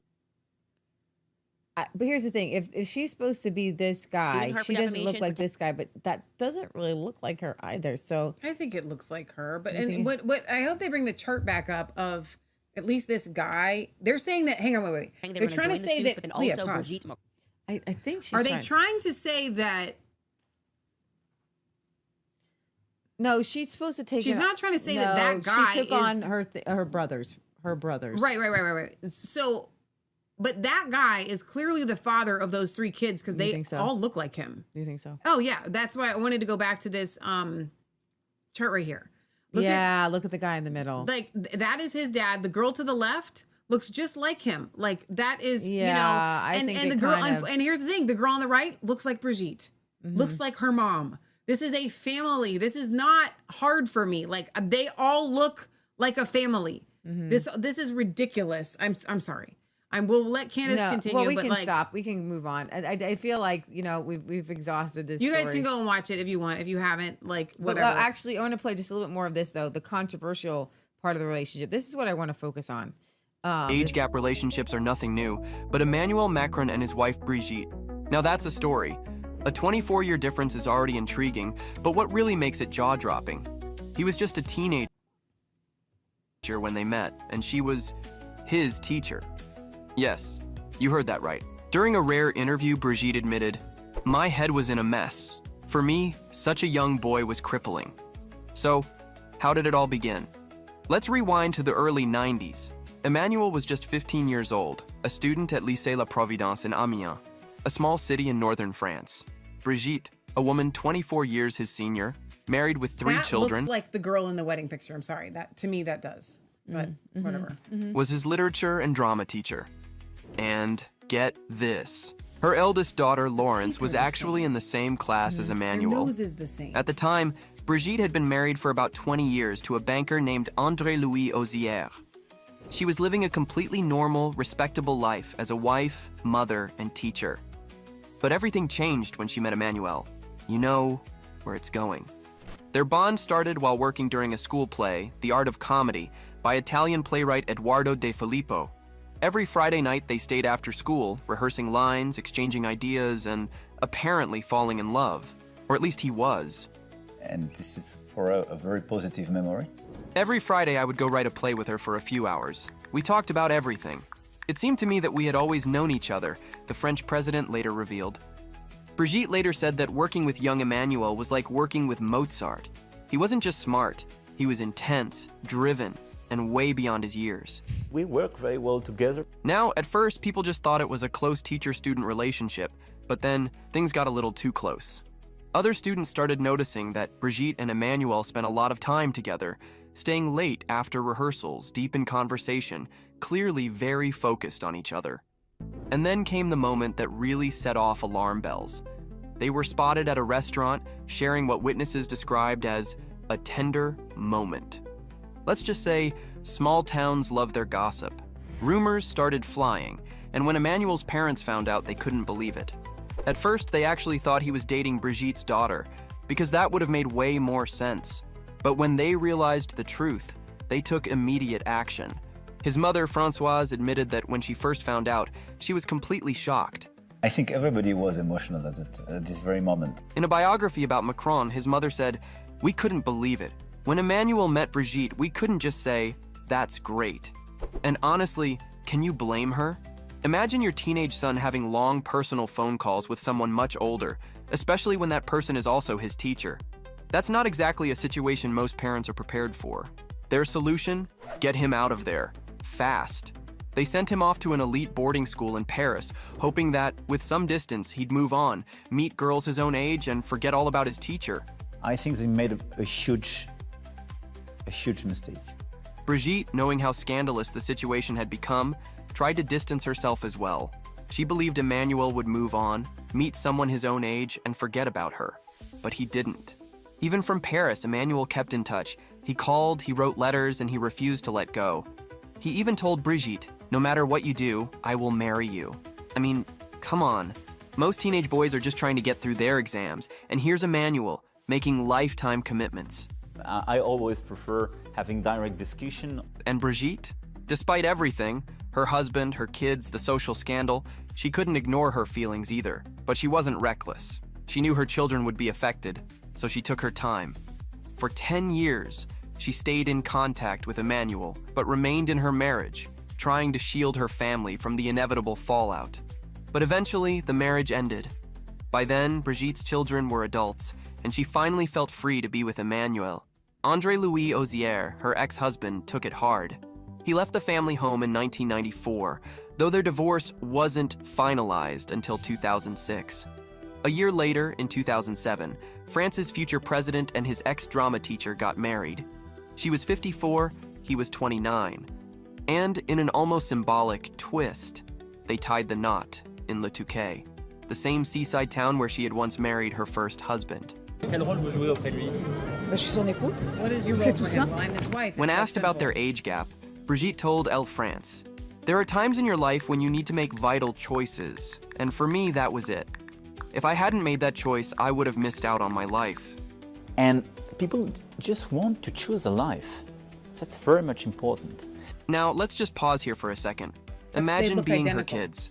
One day, your mom is a regular school teacher, married to your dad, and the next, she's in a relationship with someone much younger, who, by the way, you went to school with.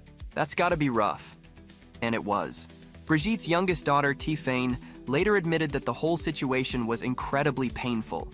She was just 10 years old when the scandal broke, and living in a small town meant everyone had an opinion. Even though social media wasn't around yet, rumors spread fast, and her family was the talk of the town. I learned a lot about human nature then. We had to move forward, ignoring attacks, rumors, and punishments. In a small town, everything was known, she shared. Watching her father leave was especially hard. Family separation can be both. So I think that this whole idea, though, that Brigette is a man misses the mark by so much. And it misses what happens to her kids, who clearly look identical to her, by the way. And the dad. And the dad. And so this whole family was exploded because of Emmanuel this thing. Macron is saying that it was wrong for his parents to send him away. But even if you think that you have the ability to consent, you're ruining somebody's marriage. These kids, your classmate, they have a mom and they have a dad. And you just destroyed their marriage. This lady destroyed this marriage. And that is where the state of France is at right now, in an utter place of immoral. It's a gross place. Yeah.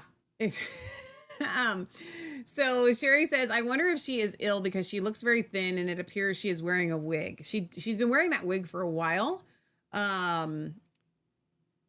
So I agree. Either that or it's just age. I don't know. So what it came to me was immoral rectitude. And I was like, am I using that word correctly? The word rectitude means the quality or state of being straight, moral integrity, righteousness, the quality of being in correct judgment. And the word that came to me was that it is in a state of immoral rectitude. That was like a prophetic word that God was speaking to me. France is in the state of immoral rectitude. It is not in a proper state of correct judgment. That's good, Leah. So would you like to share with the class your epiphany that you had while we were live streaming? Leah has it all figured out. It's not that Brigette Macron is a man. We know who she is. She's been around. Since our childhood. Yeah, no, I know who she is. Actually, it's much more likely is. that this is who Brigette is, because Macron grew up and actually first fell in love with E.T.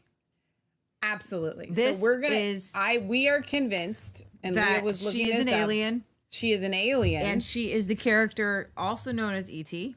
And who also is a wonderful actor. And so we don't really know E.T.'s. She looks like E.T. Yeah.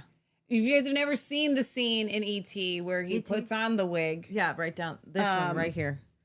It's hilarious. And in the wig that she is wearing, Brigette looks like E.T. in the blonde wig. I think that that's a far more likely. She is E.T. I think that that's a far more likely scenario. Yeah.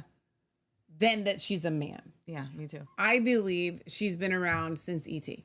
Yeah. Alien, extraterrestrial, 100%. I've got it figured out. I don't know why no one else has put this together, Leah. I know. But Leah did it. There she is. I'm so impressed. There she is. I'm so impressed with Leah figuring this out. She is E.T. She's an actor, Hollywood. You know, she's going to phone home. Yep, she's going to phone home. Brazil's Supreme Court declines to arrest Bolsonaro for violating social media ban. That is good. Good news for Bolsonaro. This week, Brazil's Supreme Court decided on Thursday not to order the arrest. Everything is so strange. President Bolsonaro for violating a court-imposed restriction, though the judge said he could be detained for any future violations. Voldemort, otherwise known as Justice Alexander de Moraes, is overseeing the case in which Bolsonaro is charged with plotting a coup and imposed restrictions on the former president on July 18th. The restrictions include an ankle monitor. Oh my gosh. A ban on social media use and no contact with foreign embassies. No. On Monday, the judge threatened to arrest him for breaching the orders on social media uses, which includes use through third parties. Oh my gosh. And Bolsonaro's son, Eduardo, posted a video of his father delivering a speech and showing his electronic ankle monitor. Moraes wrote in his decision that there was no doubt the order had not been followed, but said the isolated breach did not warrant a detention order. The justice kept in place the restraining orders on social media use and clarified that Bolsonaro is not forbidden from giving interviews. But you're not allowed to speak yourself on social media. But you can go through, because that has to go through, like, the state.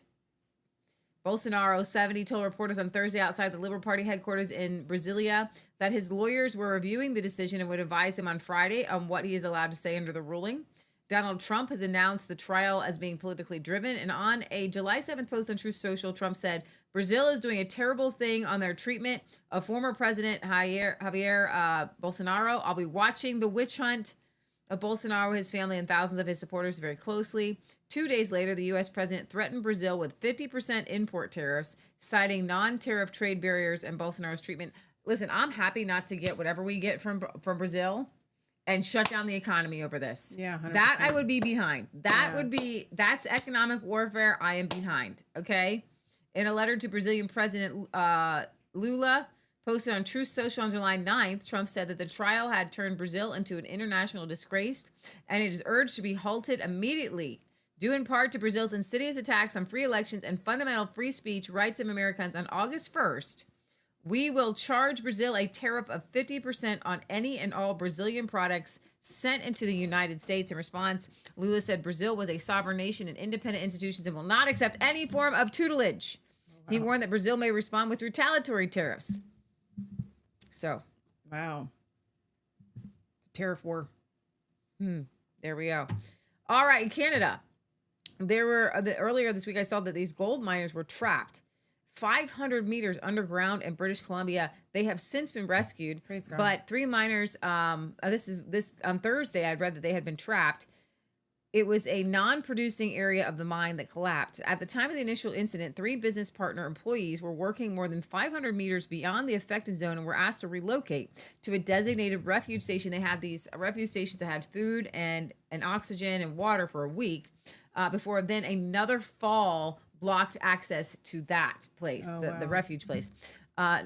Newmont 60 hours. Newmont Almost stated 3 that days. the refuge station is equipped with adequate food, water, and ventilation to support the three for an extended stay. They don't really want to let you know as you count down the time to 1 week, and then your time is up.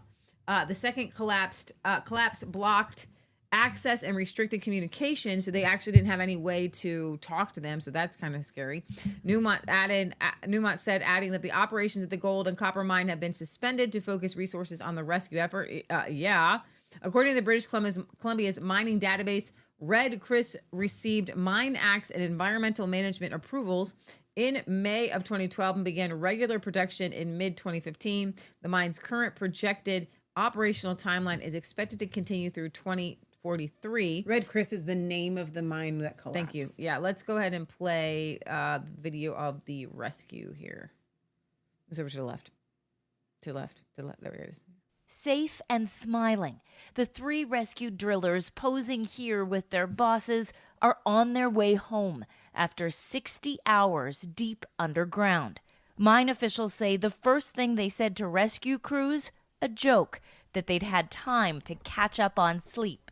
And certainly when the rescue team announced to us, we've got all 3 of them, they're in good spirits. I mean, goosebumps as I say it, happiness, but more happiness for them. The workers spent 3 nights in a refuge chamber like this one. They had food, water, and appeared healthy when they got to the surface. Driller Jesse Chubati posted online, "Glad to be out of there. To all my mining brothers, stay safe down there." Newmont, which owns the mine in a remote part of northwestern BC, says safety was central to the rescue plan. First, a large scoop like this one, operated by remote control, cleared a path through 30 meters of debris. Then rescuers used a vehicle like this to carefully extract the men. And one by one, we drove them, one person through and the second person through. And that was the people that went out to them 700 meters further.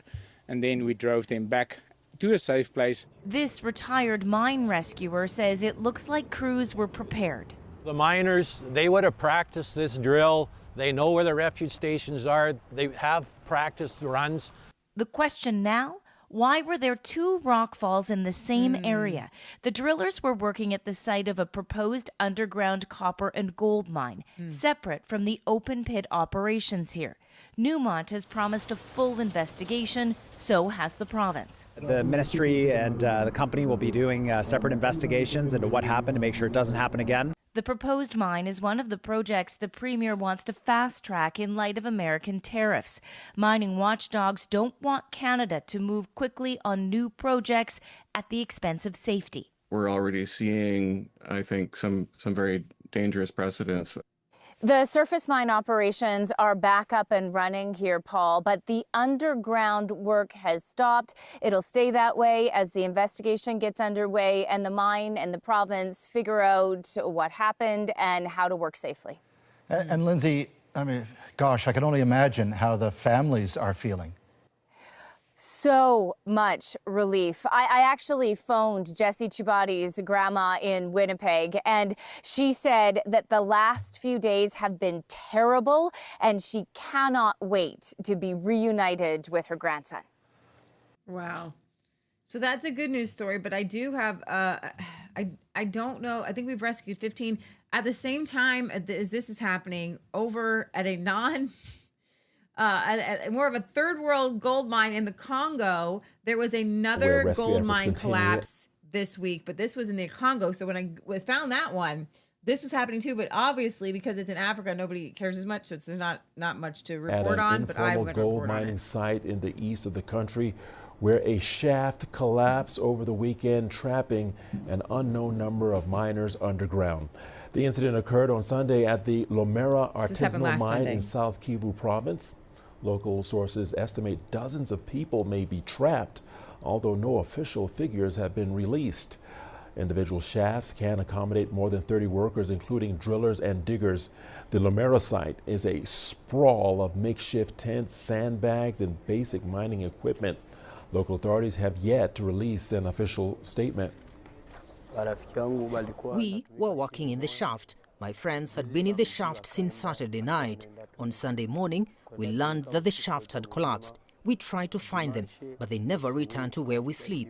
since there were 3 of them. Until now, we don't know if we'll see them again. There are shafts where 30 or 25 people enter because even the drillers and shovelers go in. So in the shaft, our friends are working with 25 drums. In our case, I can't know how many people were there because the day before yesterday, we heard screams, but we thought it was our friends panicking, as usual here at the quarry. It was only in the morning that we learned there had been a collapse. Well, our correspondent, Chris Ochimuringa, is following this story for us. He joins us live now from Kinshasa. Chris, welcome to the program. Thank you for joining us here on Africa Live. Chris, some reports are suggesting hundreds of miners could still be trapped in South Kivu province. What's the latest on this tragedy?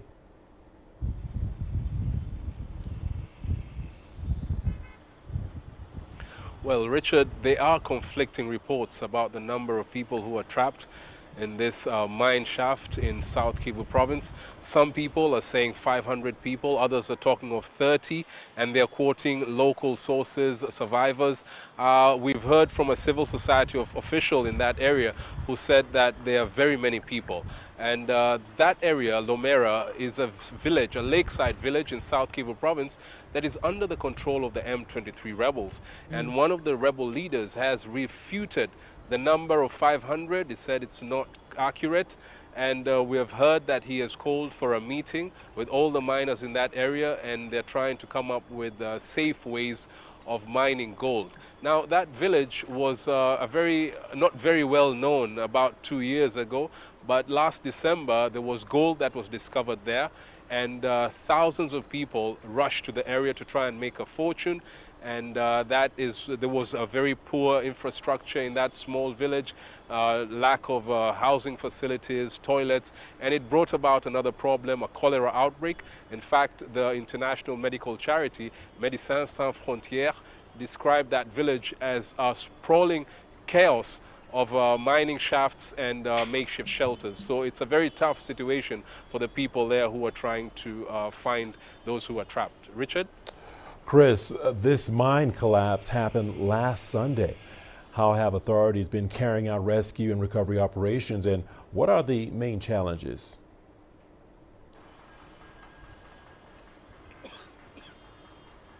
So what we have heard is that volunteers have gathered together, friends and relatives of those people who are trapped are the ones who are trying to dig and get to them and save them. But they do not have enough equipment. We have been hearing reports about some people using their bare hands to, pull out the sand and the rocks in that area. That area is very rocky, so it's been very difficult for them to reach to those people who are trapped inside that mine shaft. And so that has been the major challenge for many of them, the lack of equipment. Richard, when the M23 rebels captured Bukavu in February this year, a lot of the heavy-duty machines like excavators that were stationed in Bukavu city were either looted or damaged. And so the people there are finding it very difficult to try and rescue these people. The other challenge is, of course, the fact that that area is being administered by the M23 rebels. The rebels have been formed the administrative structures, but they're primarily focused on providing security in that area, making sure the city is clean, and also collecting taxes from the people.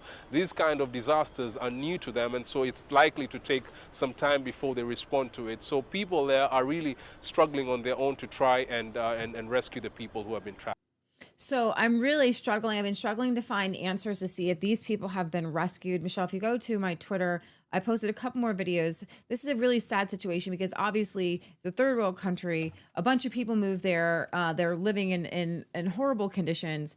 From what I understand, they even had a cholera outbreak because so many people came when there was a gold rush and they don't have fresh water. So it's just a horrible conditions in this area to begin with. That's just really sad. And BBC and everybody had an article several days ago, but nothing recently. Gold miners in eastern Congo were feared dead after a landslide trapped an unknown number of people underground. An official with the armed group that controls the area said that 12 people have been rescued from 14 shafts being searched. Okay. Thousands of miners have been digging in Lomera, an informal gold mine, in recent months. There's nothing here because the layers of the clay building up on each other, the shaft collapse. Miners expressed concern for their trapped colleagues.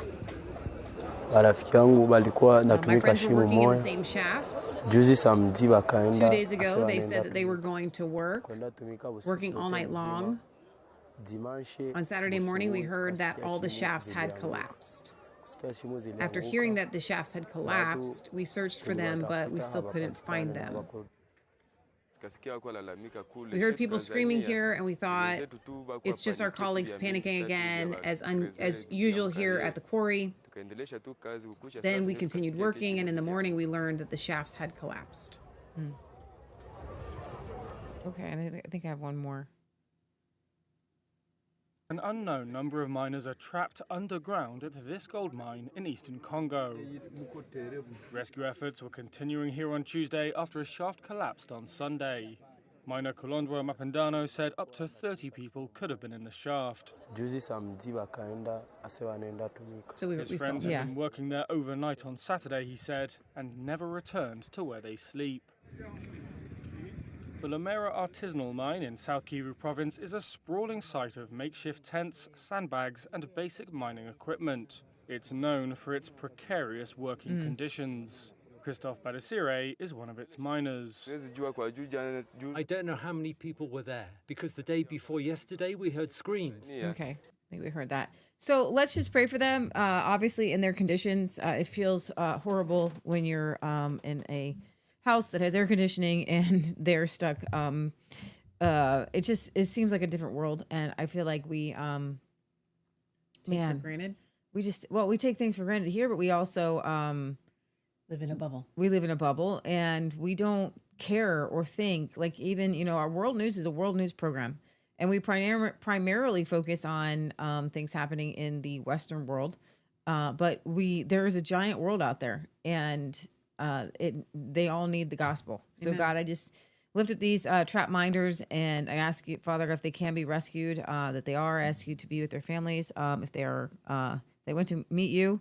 I lift up this M53 whatever gang here that seems to be in control, and I ask you that you bring good governance, that you destroy the witchcraft, the witch doctors, the false religion that has gripped, has a hold on Africa.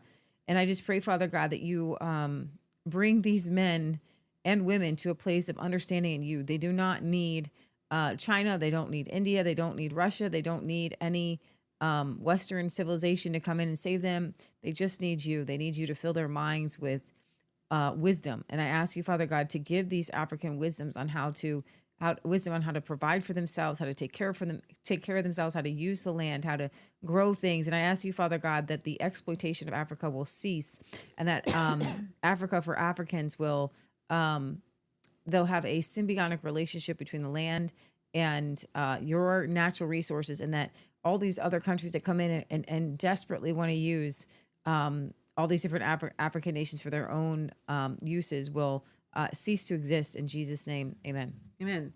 I'm going to read a couple of comments over on Rumble. Let's see. I wonder if any of them thought about God during that time. I bet they all did, said Warrior Edge of Time. Yeah. Well said. There was the question of, and I missed it, but somebody was asking if those, in the British Columbia, whether those pods were like standard now. I don't know. That's a good question. Yeah, so I thought that was very interesting. Let's see. MGT says, you park an aircraft carrier off of their coast, it tends to induce good behavior. Wicked Psych says, sorry to be cynical, but were any of them invested in those rescue? Oh, that's what I was getting. Thank you. That's the comment I wanted. Those rescue chambers, or are those chambers already commonplace? Chris says, miners are very courageous because they risk being buried alive every day that they work. Probably very well said. Probably so true. Warrior Edge Time says, probably most diggers were children. This goes back to the Dominican Republic. Or what is it, the DRC? The Congo is where they had the cobalt mines too. The Dominican Republic of the Congo. Tell It Like It Is girl says, Warrior, most people hit child slave labor. We're going backwards as a society. Pretty soon American kids will be dropping. What did I say? Dominican Republic of the Congo. It's Democrat Republic? The Dominican Republic is a special place underneath the United States. And this is the Democratic Republic of Congo. So whatever. I'm trying to think about it 1,000 things right now. I know. Tell It Like It Is girl says, I believe these rich billionaires will manipulate the government to make that legal so that they can have cheap, poor labor again. That's probably true. Let's see. Barry says, I worked for the family building firm on the sites, actually building houses, even at roof level. He says he started at 14 as far as child labor goes. Warrior Edge of Time says, I've been a slave to a system for decades, just took a little while to figure it out.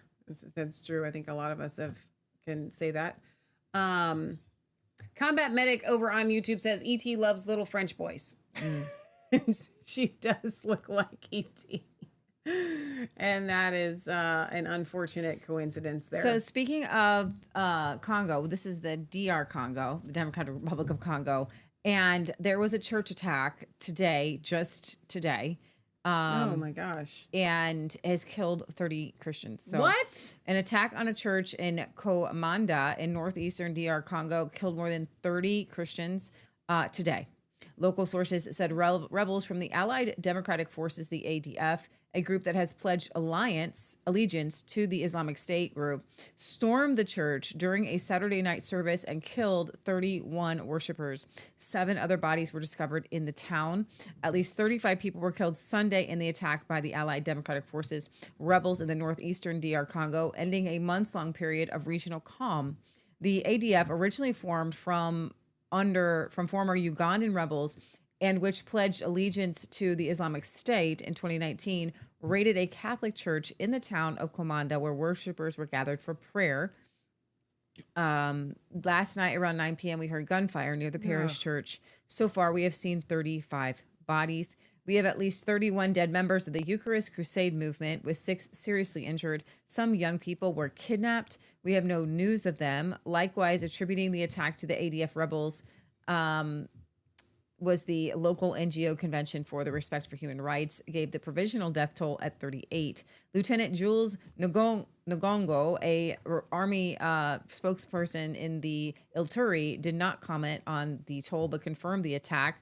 The bloodshed comes after months of calm in the region of Ituri, bordering Uganda. The last major attack by the ADF was February, leaving 23 dead in the Mombasa territory.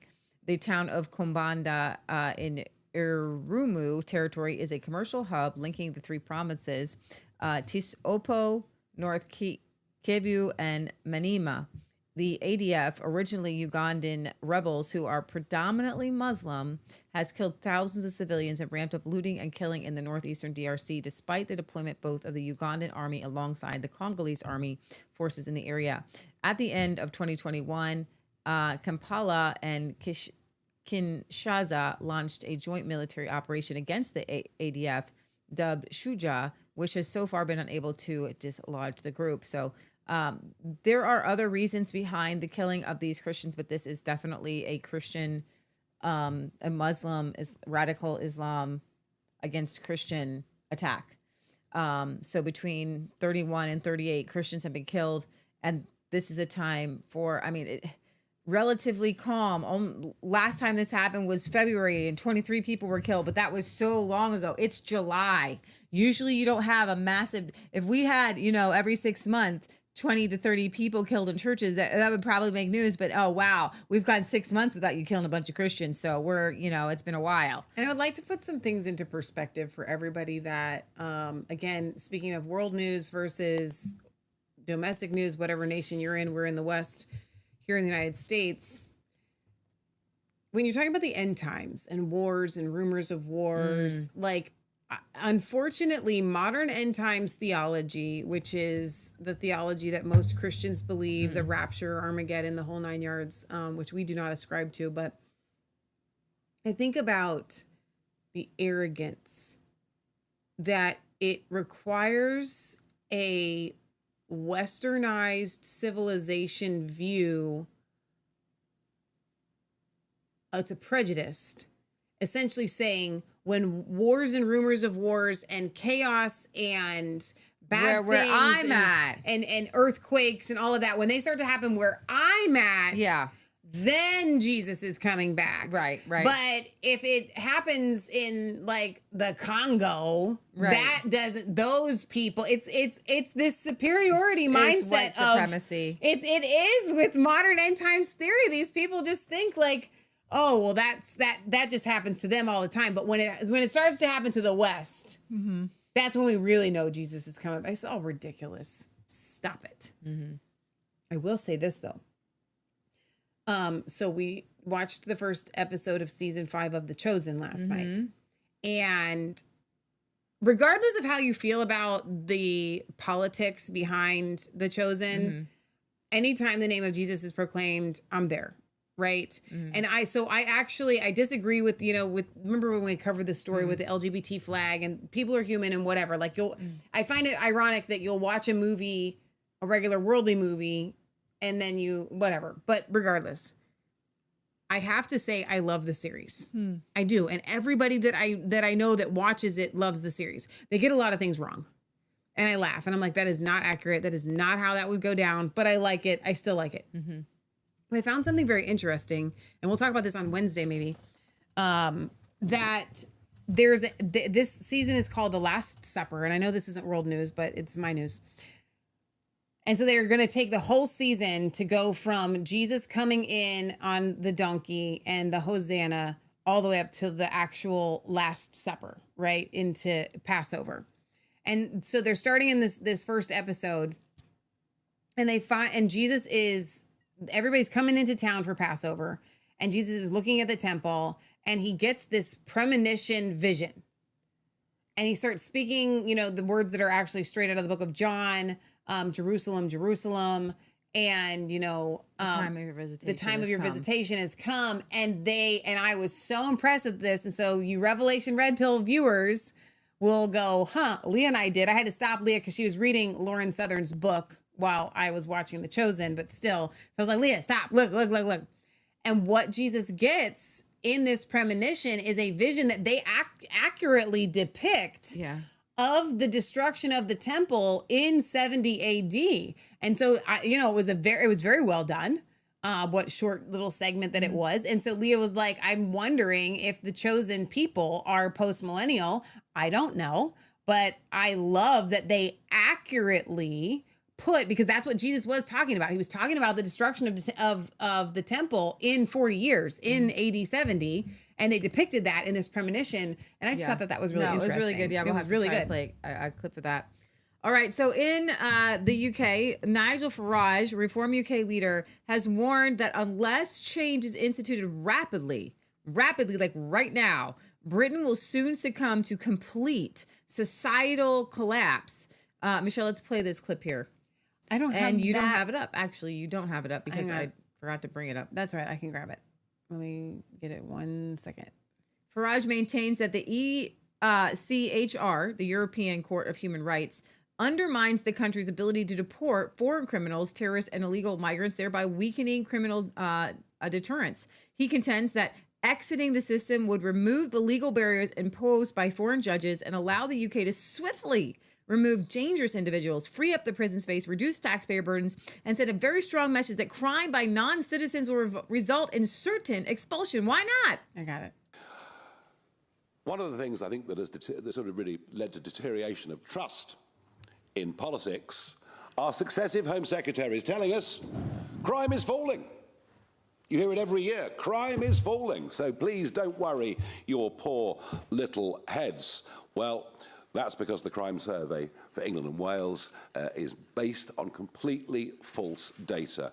If you look at police recorded crime, which is what we've done for our research all through this, you can see that actually there are some significant rises in crimes of all kinds, particularly crimes against the person.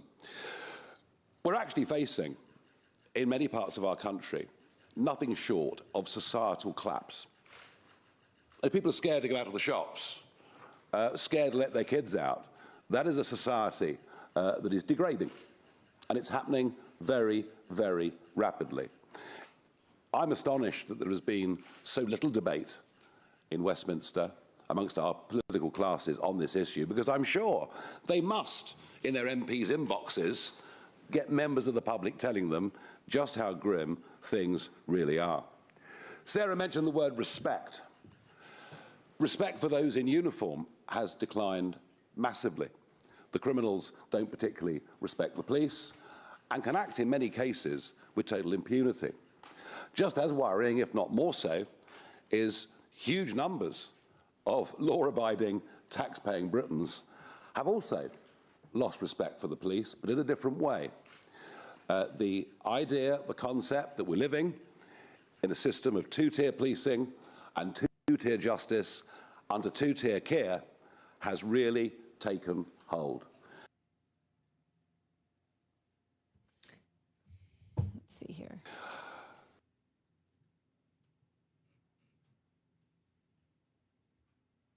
Justice.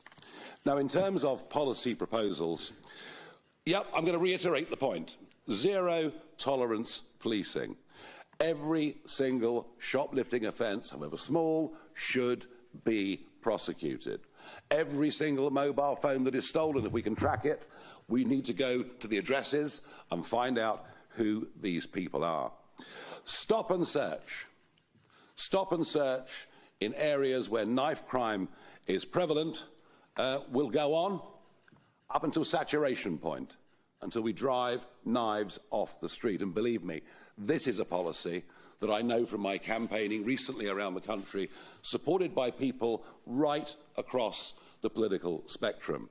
And if we have to build more knife arches at the entrance to train stations or bus stations, or whatever it may be, then we will do it. Fast track arrest, we believe that is very, very important. And if we have to open pop-up custody suites and centres around the country, we'll do so, because many police stations not just closing in huge numbers around the country, but many police stations, including a local one in Clacton, have lost their custody suites. So we believe that fast-track arrest, holding people, is right. And perhaps the biggest pledge that we would make today is to say 30,000 more police over a 5-year term of a parliament. And we will scrap all diversity, equality and inclusion roles, and we will aim for a higher and physically tougher standard of police officer on our streets. I love this, and I love everything about it. I do find it really interesting. I don't know, I missed a chunk of it, but I saw the first part and the last part. When it comes to the knives in the UK, people in the United States have a hard time, I think, maybe wrapping their brains around why would you want to outlaw knives? First of all, because they've outlawed guns, the only recourse that you have are like knives, because anybody can get a hold of knives. I don't agree that knives should be illegal in the UK, but I also don't think that you should have guns that are illegal either. And I know Barry's about to pop in and say guns are not totally illegal. Compared to the United States, they are all but illegal. Okay, you can have rifles for hunting and all this, that, and the other. But as far as like walking down the street with a 9mm, it ain't gonna happen in the UK. Like, it's just not gonna happen. People are not allowed to have guns for self-defense. But what I find really egregious is that you're not even allowed to have mace for self-protection. So in the UK, you have no right to self-protection at all whatsoever. You can't carry a knife. You can't carry mace. You can't carry anything to protect yourself from somebody else. And so if that's going to be the case, which it does not seem that is going to change anytime soon, Nigel addressing more equipped police officers that are not trained under DEI, I think, is a huge step forward. More checkpoints where these people can't get knives through. If you're going to make knives illegal, then you have to make it so that people can't just carry them even though it's illegal. And what I would add to this, which I didn't hear Nigel say, is I would make harsher punishments for people who commit knife crimes. Okay. So they're busy with the things that matter. The BBC doesn't want to cover the knife crimes, doesn't Right. want to cover migrant crimes. Right. They want to cover the things that really matter. The things that- Microaggressions. Yes. Michelle, would you go over here to this article? This is not what you would, this is not a spoof. The BBC has created a Black woman's guide to workplace microaggressions. You would think that this was a joke or a sketch or Saturday Night Live, but it's not. It's real. Happy birthday to... Take it away, Amanda! No, I'm fine. Oh, come on, it's Sarah's birthday. Let's hear you sing. Sing. Come on, Beyonce. Happy birthday to you. That was so beautiful. Anyway, who wants some cake? Yes. It's not easy being the minority in any situation. But in the workplace, as the only Black woman, it can be a very frustrating and stressful environment. Okay, Beyonce. Now let's get information for this cake. I'm just in the middle of something. I'll be there in a sec. Oh. I guess that's from a TV show or something. And that, my friends, is an example of a microaggression.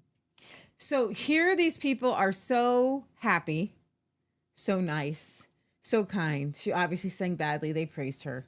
They're trying to joke with her. They're trying to just be overly nice. Microaggressions are actually not overly nice. They're when you're cutting people on purpose. So let me ask you this question. This is a legit question that I do not know the answer to. Does everybody assume that all Black people can sing? Yeah, that's the whole idea. But I don't. Like, Okay. so that's what I'm asking. I don't automatically but assume that's the joke, and people don't all do that. That's the whole point. That the Like, people, how often does it happen to this woman that people accuse her of being a good singer when they've never heard her sing and ask her to sing, even though they don't know that she can sing, and say, "Go ahead and sing, girl"? It's like asking a tall person if they play basketball, but it's a microaggression. You know. So I don't even have words for this, okay? Because anybody can be a minority in anything. Like you just said, if you're the tallest person in the room, here's the thing. Because they don't watch my show, I can say this. So my cousin's brother and sister-in-law have a son who is like 6'8", something crazy. Okay. And my cousin's sister-in-law has told me that he's really self-conscious about it. Like if he could not be that tall, he would choose to like have a surgery and not be that tall. Okay. Because people point him out all the time, because people do to him all of those things. Okay.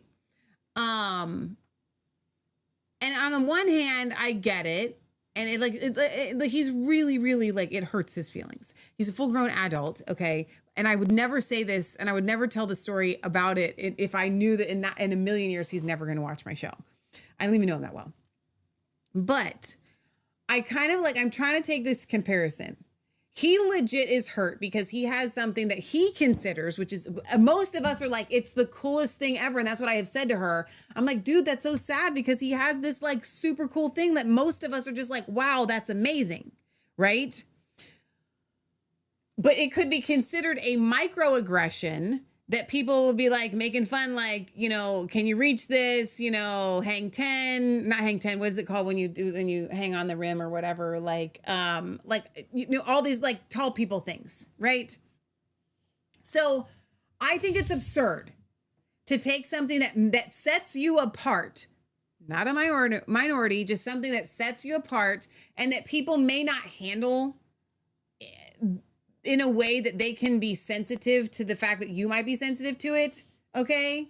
Because like, we'll go places and like Leah does this and my mom does this. And because I am sensitive to these types of things, I'm always like, please don't do that. And they'll call out. They're like, oh, wow, look how tall you are. That's so cool. You know, whatever. And I'm sitting here going like, I don't like when people have called out the fact, you know, whatever. I get it. But it's called life. It's called living, and it's called rolling with it. This is ridiculous. Those people, you even depicted them as being nice and trying to be kind Real and caring. microaggressions And are when you cut people down. Right. No, if that was depicted the way that you had intended it to be, it would have been like, why don't you sing? You can sing, right? Right. You're black. Yeah. You know? And then when she does, be like, okay, Beyonce, good job. So that would be a microaggression. Yeah. Not people just trying to be nice. It's ridiculous. As a black woman, this is from Dr. P, Unsafe with Me on Twitter. As a black woman approaching retirement, I have never experienced anything like this in the workplace. It's insulting to black people and infantiles us. We are not fragile neurotics. And portraying white people as behaving in such a crass manner is also offensive. You are not all ignorant racist bores. Is the BBC operating in an alternative universe like the rest of us? She says, the rest of us. When I was a secretary temp, I did have an older white man in the middle of a meeting talk about the N-word in the woodpile. He immediately realized what he said and apologized profusely. This was in the mid-'80s. He probably would be sacked now, but a simple apology, which I didn't actually ask for, was sufficient to resolve the matter. If this were now, I could do a video. I would start crying and declare that I felt unsafe and be escorted out of the building shaking with trauma and claim damages, and I could have gotten a ton of money. Oh my God. So that was fun. That was funny. Let me read some comments. That was, I don't even have words for that. Something. All right. Something. See, you can't even say that. You're taking words from black people. Barry says, Michelle, play the link above link and get a real idea of what Brits call the silent majority. Jim says, how tall is he? I'm 6'2", and I'm proud of it. That is awesome. 6'8" or 9. He might even be close to 7 feet I tall. think he's like close to 7. I don't know how tall he is, but he's crazy, ridiculous tall. The young man that we were talking about. All right, so I don't know what this is, Barry, so it better be decent. Go. Let's screen share here.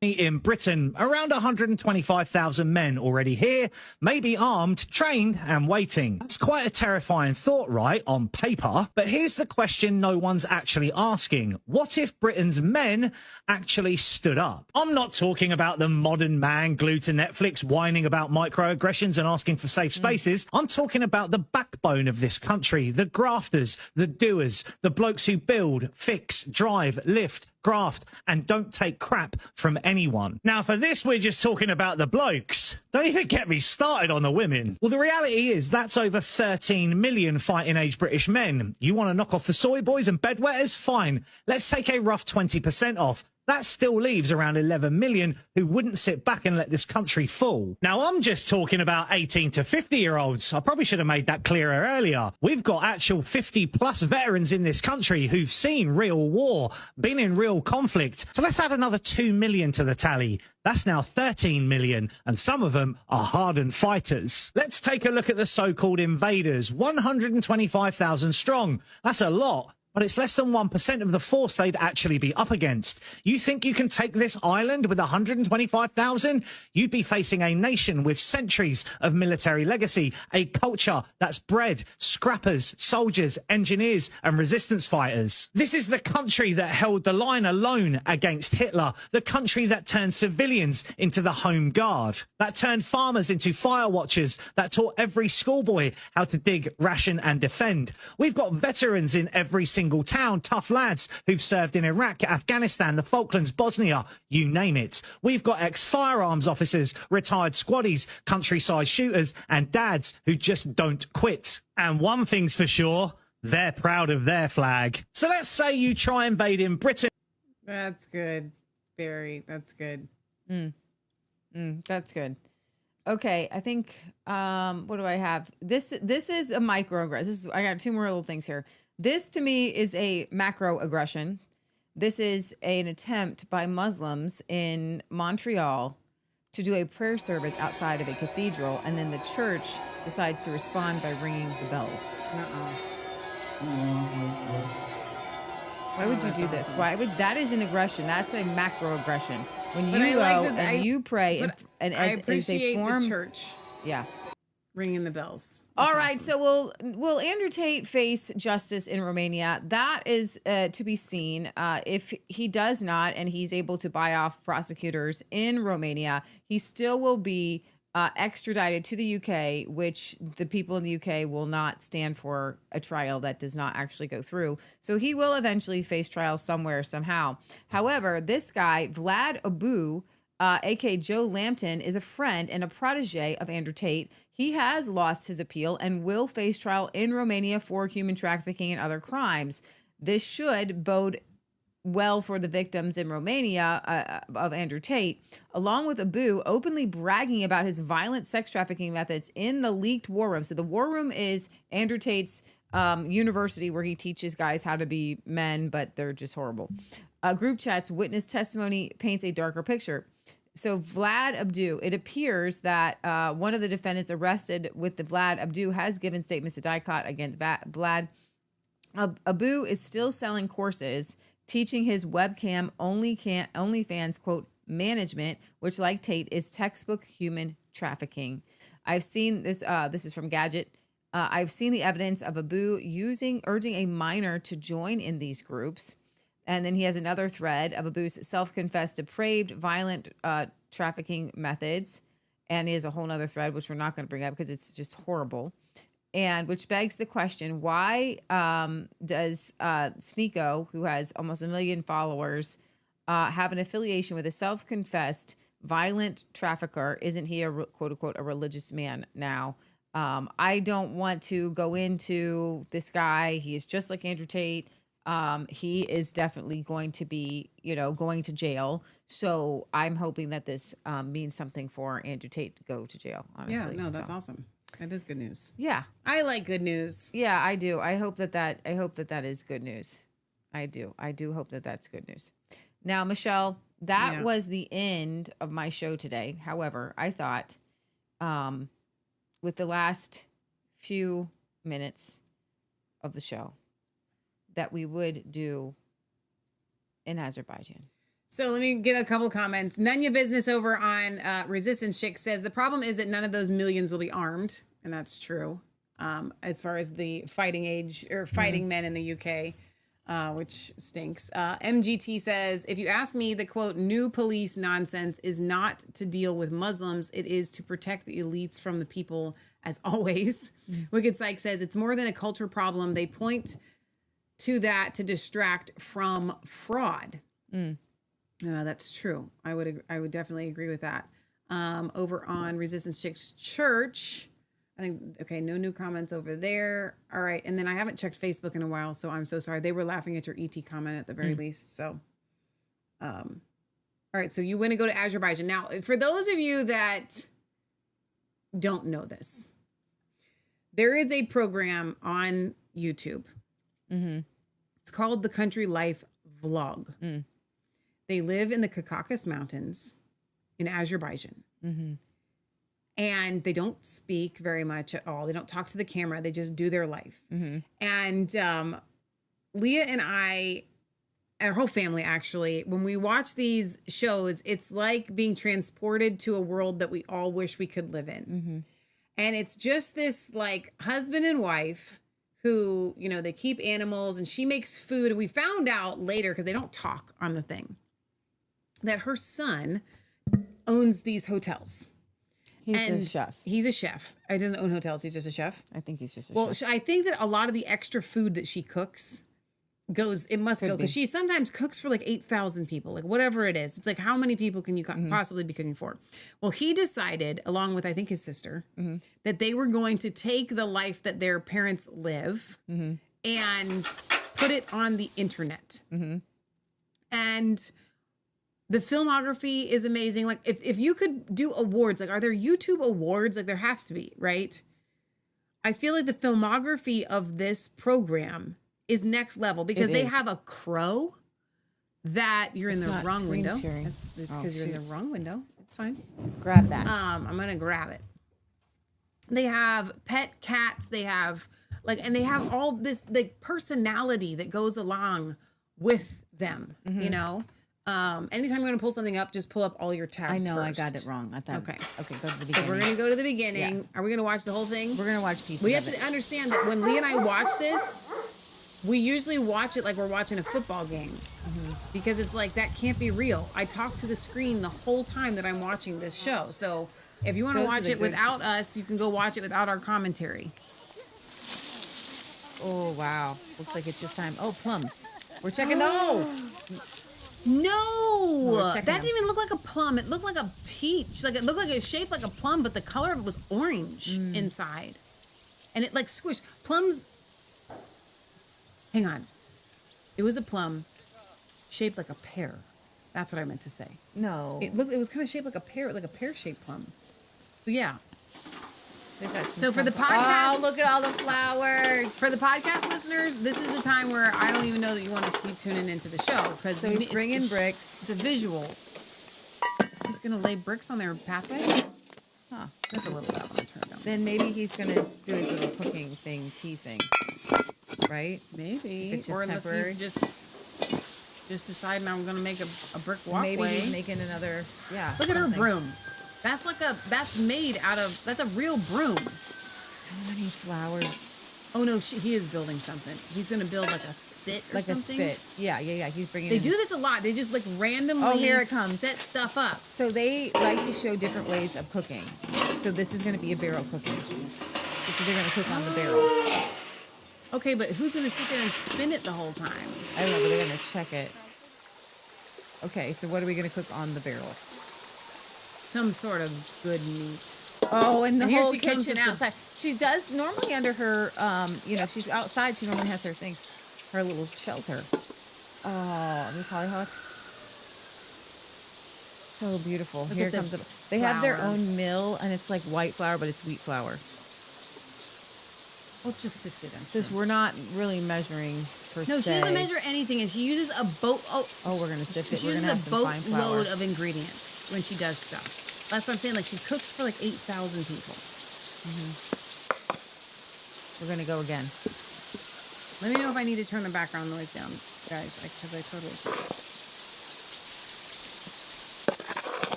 We have the cookbook. We do, but I will say this.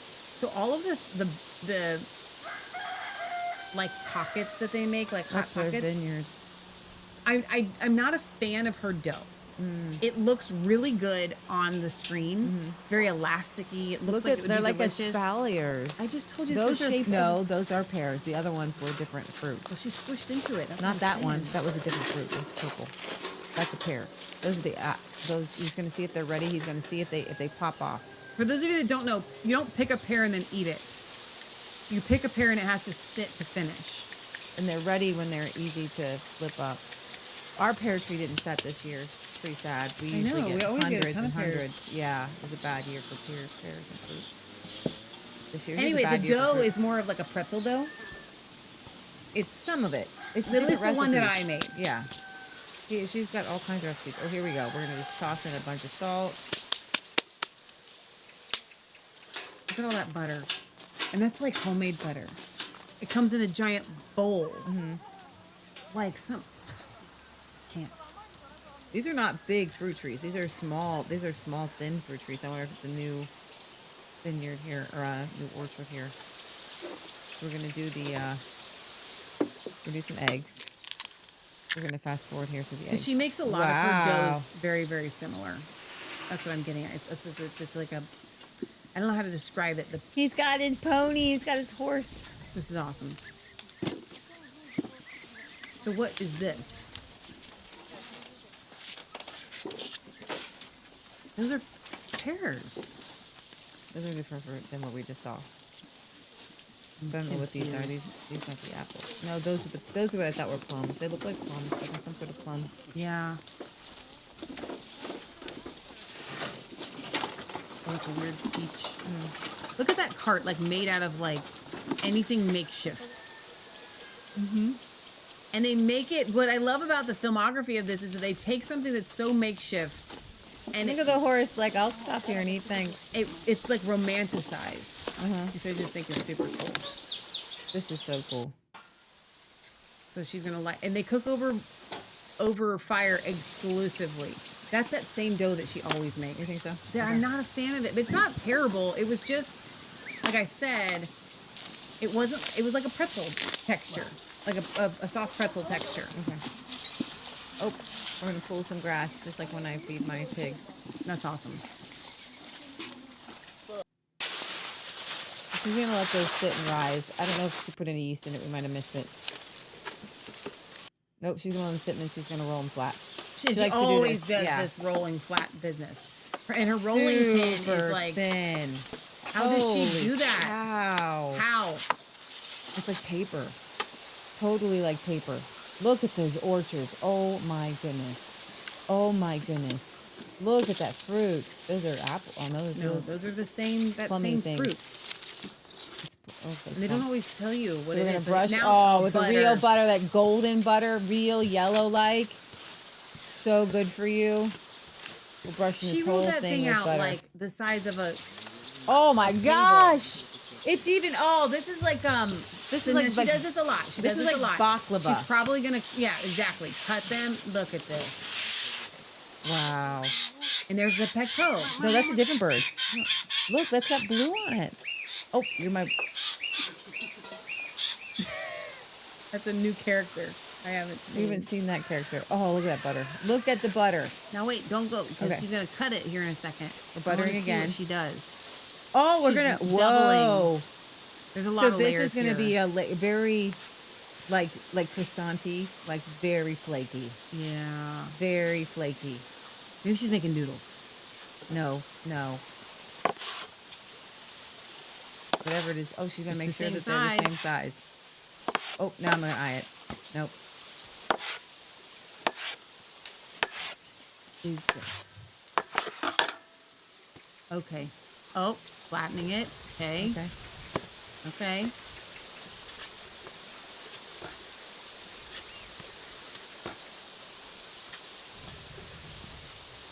I would love to have like inner city people react to this type of show. Look at all the dahlias. Honeybees. So she's actually making them in little pitas. We got cucumbers growing here. Is that what it is? Looks like we're gonna do cucumbers. Yep. Pickles. Pickles. Those are wow. Okay, now look at these. Look at these little things she's rolling out. So this is so much work because like Oh wow! And she even makes the making of it pretty. That's gonna feed a lot of people. Look at all the pickles. Well, it's not gonna be pickles yet, but they're pickling cucumbers. So she's making meat pies. Yeah. Oh, here comes the meat. Bring on the meat. Bring on the meat. It could be lamb or beef. We skipped that. It's one of them. Looks like lamb. She's literally like. Look at just that cutting knife. little That knife is dicing. intense. So I That's think not a knife you usually use in your So I kitchen. think they sell their own knives now. They've got their own brand of knives now, and it's she uses those on the show. And they're not your grandma's knives. I mean, these are like intense. You'd kill somebody with that. Oh, for sure. So she she's literally probably gonna makes her make own like hamburger. mince meat here. Oh, here come the onions. That's a lot of onions. You think she's gonna use all those onions? Well, do you see how many pie things she had? She needs Yeah, a but lot you of don't meat. need a lot to fill a pie. But But this is very interesting to me. See, it's getting hot. This is very interesting to me to cook a hand pie over a barrel.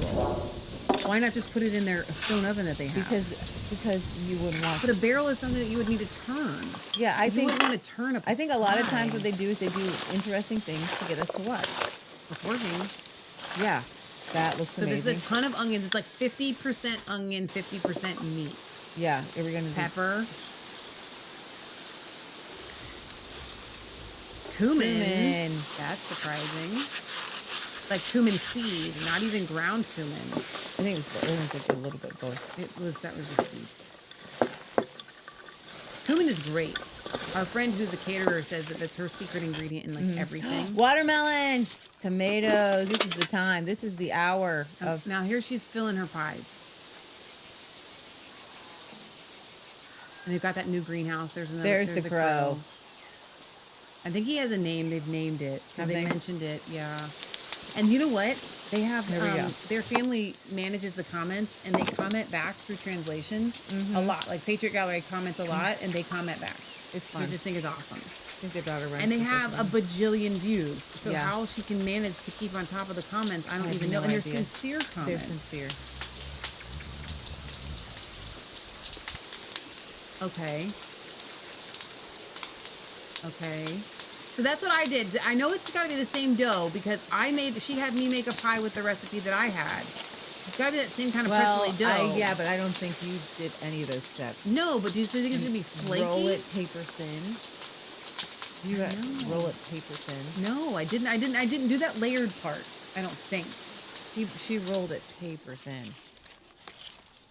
Those tomatoes look amazing. Holy cow. I still don't understand how this is gonna work in the turning of the thing. Here we go. Here we go. We're gonna load them up. We're gonna load them up. It had been spinning. There's the crow. Hi, buddy. I haven't seen the cat. Did we fast forward too much? You didn't see the cats? Usually they have their cats as central characters, and their dogs are usually playing and whatnot. Once they have those dogs. Oh, and we're gonna brush with eggs. She always does that. Which is interesting because she's using. Is she gonna use the? No, she's gonna pull the yolk out. Yeah. So she's just gonna brush them with the whites. No, the egg yolk. The egg Which yolks. one? What do you think? I think she did egg yolk wash. Can't remember what her recipe. She's gonna do an egg yolk wash. Yep, that looks like a yolk. Egg yolk. Okay. No, the meat's not cooked or anything inside. Oh, then we got some sesame poppy seeds and sesame Those seeds. aren't poppy. Those are black sesame seeds. Which she had me. Here we go. Okay, I did not expect that. How is that sticking? Boom. No, Leah. No, it's not. Boom. Did you anticipate that? I saw it in this picture. No, I thought it was gonna go on the inside. No, you didn't. That's not gonna just fall off. How did I gonna fall off? That is a naked. Look at that naked turkey. That turkey. That's a turkey, I think. We can't get turkeys to live. We need There to it try goes. again. No. They're gonna fall off. How are they not falling off? How are they not falling off? Leah, did you guys expect this? I did not expect it to go on the outside. Did not. And how is it going to cook the meat on the inside without burning? What is happening? Y'all didn't see that coming. You did not see it coming. But how is the meat cooking on the inside and the dough not burning?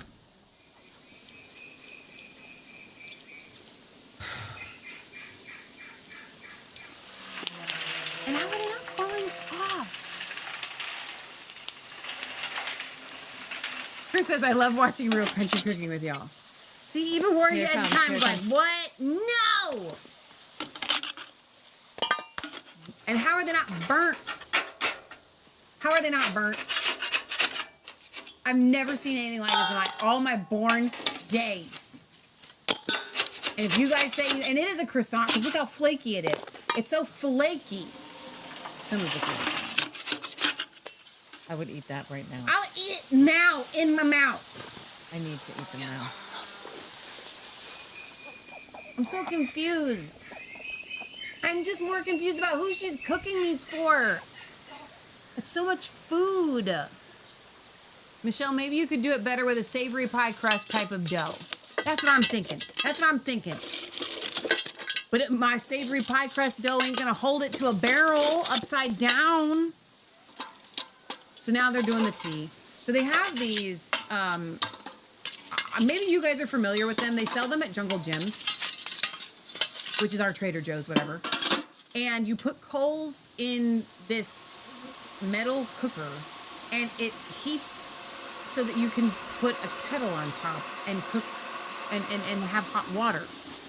Now this is a little bit different. That's a different one. That's where the actual, so this is a different one where you put the hot coals down the middle and it cooks the water on the outside of it. No way. Yes. It's like an inverted ice cream maker. That like, okay. Interesting. There's a lot of work for, not a lot of work, but I mean, it's a very interesting way of Why doing don't you put that hot water when it's, hang on, now we're putting it on top to stay warm. Tea is a very big deal to these people. Like he goes and gathers stuff from the woods to make a tea. Just like he'll go out just to do tea. Okay, so I need to know. Usually she has a side dish. So these are pretty hard because you can see how they're slipping. You know what I mean? I'm eager to see her open this up. So, and then at the end of every show, she presents her husband with this gigantic plate. This beautiful tea. Now those are real pickles. So that he picked the cucumbers, but they're eating pickles. Now he's just got himself some hot water. Look at that beautiful cup. Okay, let's see it. Open it up. Open it up. That's hard. It's hard. It's crunchy. It's crunchy. It's flaky. It's flaky. The meat is done though. Very impressed. Oh, now what? Sauce. She made a tomato sauce. She put it on there. So it's like a cheeseless pizza. That looks so good. I'm ready to eat it now. I my can't. gosh. That was delicious looking. Yeah. That was super fun. So fun. All right. She is cooking for a restaurant, says 7 Ange. Yeah, I think so too. And like I said, her son either is a chef or has something to do with these hotels. Okay. And so I don't know exactly if every meal goes to the hotel or whatever, but it would make sense if it did, right? So I do want to play this, and I was going to download it and pull it up. Mark, I don't know if you're still here. I hope that you're okay with this, because I did ask him and he said I totally could. So Mark got our products in the mail in Florida. And he sent us this video, 2 of them. They're very short, but I'm going to play them. Mark has been with us. I had intended to download them and then just play them for you guys. But since I didn't get a chance to do that, I'm just going to play it here from my phone. He's been with us, I want to say, since 2017. For like a very long time. So he ordered from shop.resistancechicks.com, and I'm going to play this. I'm going to hold it back here so you can hear him. But he's just the coolest guy. It. No, they'll see it. They'll be able to see it. I'm going to see if I can make it big. Wait, there we go. An unboxing video, but I couldn't wait, so I opened it at the mailroom. But anyway, I have to say this stuff is packed very, very well. Even the box was packed very well. And also, I got this. It's a card. And it's so nice I don't want to open it. But Mark, I will you're open awesome. it. I'll open it off camera. Anyway, I already put on some of the Armor of God beard and body butter on my beard. Hopefully it'll make it a little less scraggly, but my skin is nice. His skin is nice. Did you see how nice his skin looks? The mailroom said, "Man, that smells good." So I just want to say I can't believe he did it in the mail for room. this. I appreciate y'all. I'm praying for you all the time. With us. That's awesome. I had Oh, intended that's to me. download Hang them on. and just play Wait a them for you minute. guys, but since I didn't That's get me to playing in do the that, background. I'm just Let me gonna stop play it myself from here. my Shh, phone. Michelle, With us, be quiet. Now, there's another one. This is his backyard in Florida. By the way, this is my little spot in the backyard that I go to pray and meditate. That's beautiful. Sit out here and I'm going to pray for your business, and I'm going to pray over these products. I'm going to pray over your ministry. And I just want to thank you guys so much. That's awesome. Thank you for that, Mark. That made my whole day. And then I showed it to Leah while she was driving. So fun. That is so fun. So we do have a mail call. We don't know who this is from. Leah, Okay. you want to start working on that, and then I'm going to open this from Rose. I had intended to do this on Friday, but we didn't get a chance to do that. So it says, it's Charlie Brown, and it says, thanks. There's that right there. She says, God has been so good to us. All praise and honor and glory to him. Love you all. Stay strong. We can do this. Philippians 4:13. Rose, I hope it's okay that I read this on air, because I'm going to. She says, Michelle, Angelica, and Leah Faith. Thank you. I actually did get the beard oil for her son. I've been needing something for my hair because it's been so dry lately. I honestly didn't think about the beard oil until Leah mentioned using it. I love it. And my hair is soaking it up without leaving it greasy. And then she says private. So I'm going to leave that. And I'll read that in a minute. But then Rose is an amazing artist, actually. Yeah. And she has done these beautiful cards here. She colored in these cards, which I can tell you that she did, because I know that she's done all sorts of things. It says, God is good, Psalm 136:1. Bless the Lord, oh my soul, Psalm 103:1. Hang on a second. And I love that she does these. He shall give his angels charge over you to keep you in all of your ways. Psalm 91:11. So pretty. God is my rock in whom I take refuge and my salvation. Psalm 18:2. Rose, these are so nice. You did an excellent job coloring these in. By wisdom a house is built, and through understanding it is established. Through knowledge its rooms are filled with rare and beautiful treasures. Proverbs 24, 3 through 4. That is so pretty. Thank you, Rose. Thank you, thank you, thank you. Okay, so we don't know what this is. I'm going to figure it out. It's a burqa. Did somebody send you a burqa? Yes. No. Yes. I ain't wearing no burqa. Is this for our? Are these for comedy segments? I bet it is. I don't know if I can do it, Leah. I would never. I can't. Guys, who sent Leah and Michelle burqas? It had to be. Was this Dale? Dale. It had to be Dale because we did that segment the other day, last week. It's a hijab. I can't put on a hijab. We have to now. Do we? I think so. Who did this? Was this Dale? Somebody needs to confess. No! Where? I have never. In all my born days. Who did this? I can't even get it open. I need to know. I need to see the comments at this point. Y'all people cracking me up. What do you guys think of this? Do we put it on or do we not? I need to see. Wait. You need to give me the. Leah! No, you didn't! I can't even get in mine. It's booby trapped. This cannot Who be sent this? real. Who literally, in all... Now, for those of you that are offended at this, we do wear the Viking helmets, and but this is taking it a step too far. This is too much. I can't... But it's funny. Like, are we allowed to make fun? Because I think we could make fun. We could do segments making fun. I'm going to have to think about this because... To put it on feels like just such a symbol of oppression. I would have to listen, whoever sent it, I feel like you almost have to be but okay. Burn them. Be so. I can't even imagine wearing this. Leah. No. You can't breathe under here. I cannot breathe. Chris says that's not even subtle. You can't breathe in here. I need air. This is what I need air. I gotta breathe. I can't. I'm gonna do this one and one time only. Oh, one and one time only. You know what? I feel like I'm going to be a kung fu fighter. No, you didn't. No, you failed. You didn't even do it right. Oh my gosh. Hang on. Let me help you. No. Wait, it's got to go. But what is the purpose? So we're gonna get arrested. Ninja women. Thank you, Aunt Gail. I need more air. I gotta come up for air. I can't breathe under here. You gotta come up for air sometimes, Leah. I think it's because this by itself shows too much. Okay. Right? I think this is too much that they make you wear this too. So that you're completely just a little. You ain't doing it. Whatever you're doing, you ain't doing it right.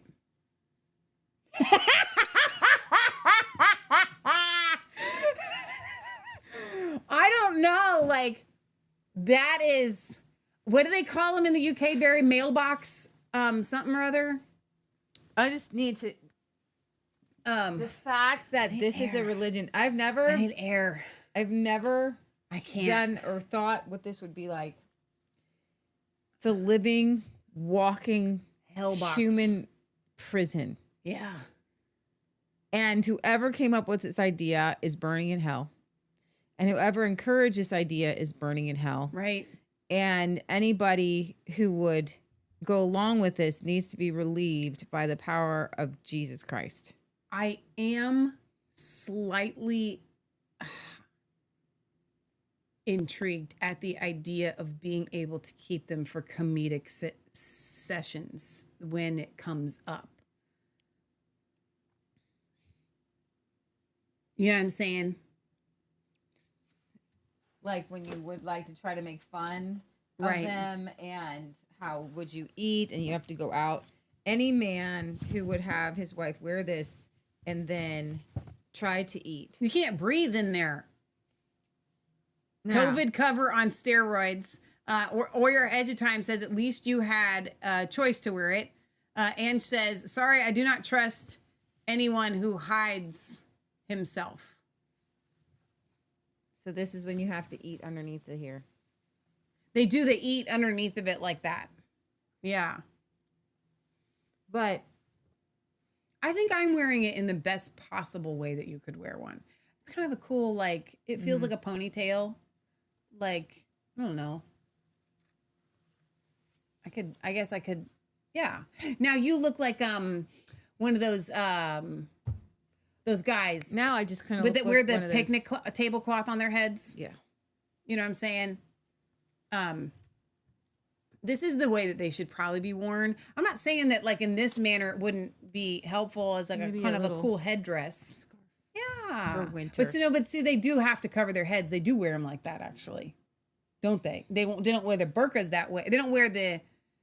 Hang on, what's the whole thing called? Niqab. Right, This is and the then niqab. No. But is it a burqa? It's a burqa when they wear the Burqa. whole thing, Yeah. right? I don't know. I can't. I wear I just like air too much. Like Here's the problem. You know what's the problem? Islam is in the wrong hemisphere and in the wrong climate. Right. It The would- Flying Nun. Yeah. So, but here's the thing. Like in Sweden or Europe and like in the winter, right? I do look like this. Yeah. In the winter. So, okay, so I do. Here's the thing. Because it's cold. You know, you might want something like this to cover your nose in the winter. Yeah. But the problem People is that actually do sell those kind for winter. right. But the problem is that this is so indicative of you can't breathe. Like I can't. And somebody had said that. But they do. Some of them wear it. No, because then it goes over my eyes if I pull it. Now I look like I'm the one that's been kidnapped. Somebody said pull it down below. No, It doesn't fit. I can't. It doesn't work. I need air in life. God asks us. Well, there we go. Look at that. Now I look like a queen or something, don't I? That does look very Egyptian. I look like Esther. Yeah, Kind of. That could work. God called us to do something very important as human beings. You are the image of God. Breathing.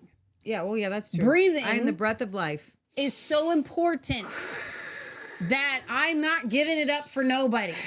Never going back to the COVID con. Never covering my face again. And you know what's so funny? I got it, Leah. Horrible for mouth breathers. I'm keeping this. Do you know why I'm keeping this? Why? I am keeping this. For why? Because for the fun of it. And what I mean is this. I wish I could travel back in time to COVID. Yeah. And I would walk in to like a doctor's office wearing a total Americanized outfit, like what I have on right now, like shorts, sleeveless shirt, flip-flops, completely open, hair open, right? And just walk in and be like, this is my face mask. Here I am. This is my face mask. And you know what else? I just went to take a breath in and it sucks in the whole thing. And then you know what else I'm going to do? I'm wearing a backpack. I'm going to wear a backpack with some wires sticking out of it. And I'm going into the doctor's office. This is my face mask. This is what I'm wearing. American girl, like this, ninja warrior. I might even wear you know what else I'm wearing? Hang on, I'm not done. What else I'm wearing is I'm going to wear my belt knife that I take places, my old timer. You know what I'm saying? You could open carry. I could open carry. And I'm wearing this when I go in it. If I could turn back time, I would do it. Nobody sent me this back then. And then you would say, now who's Islamophobic? I would say who's Islamophobic. My goodness. Is that all we have for the day? Yes, 5 o'clock, dude. All right, let's go. We love you. God loves you. God bless. Remember, it's not just a conspiracy theory if it's actually the truth. This is the greatest thing. You know, this has turned into a Chickmunks. I can't. with the picture with us both wearing them. I'm gonna have to go grab a screenshot. No. Yes. No. Happening. It feels oppressive. It's to the gonna be a nth chick degree. monk. I'm so sick and tired of the seriousness of this. Could we get if we lived in the UK and I make fun of this, we're going to jail. Oh yeah, sure. So I got to do it now before that jail time comes to America. Raise your hand if this should turn into a chick monk. I'm just too offended at it. I don't feel like I don't feel like my humor is going to come across as well as it should because it's just so offensive. Check knife carry laws. It's different than guns. No, they are. They have to be smaller than 4 inches. I know what I'm doing. Trust me. 4 inches here in, yeah. Britt Baza says, have you girls heard of Lawrence of Arabia, Leah of Arabia, Michelle of Arabia? MGT says, I think it's in a desert. It would make sense to keep the dust out. That's true. There's a time and a place for that. Every day is not like that.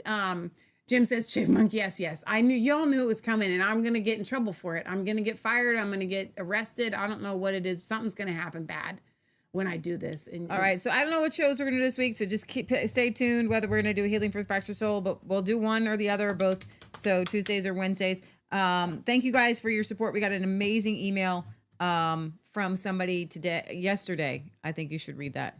Oh, sure. Well, you're already there. You can pull it up. Let's keep going. It was from Steven. Keep going. I might have put it in the old mail. So go to the, that's all right. Go to sent. Now scroll down to Steve.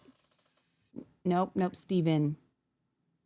Keep going. I did a lot of emails yesterday because they spent the day responding to emails.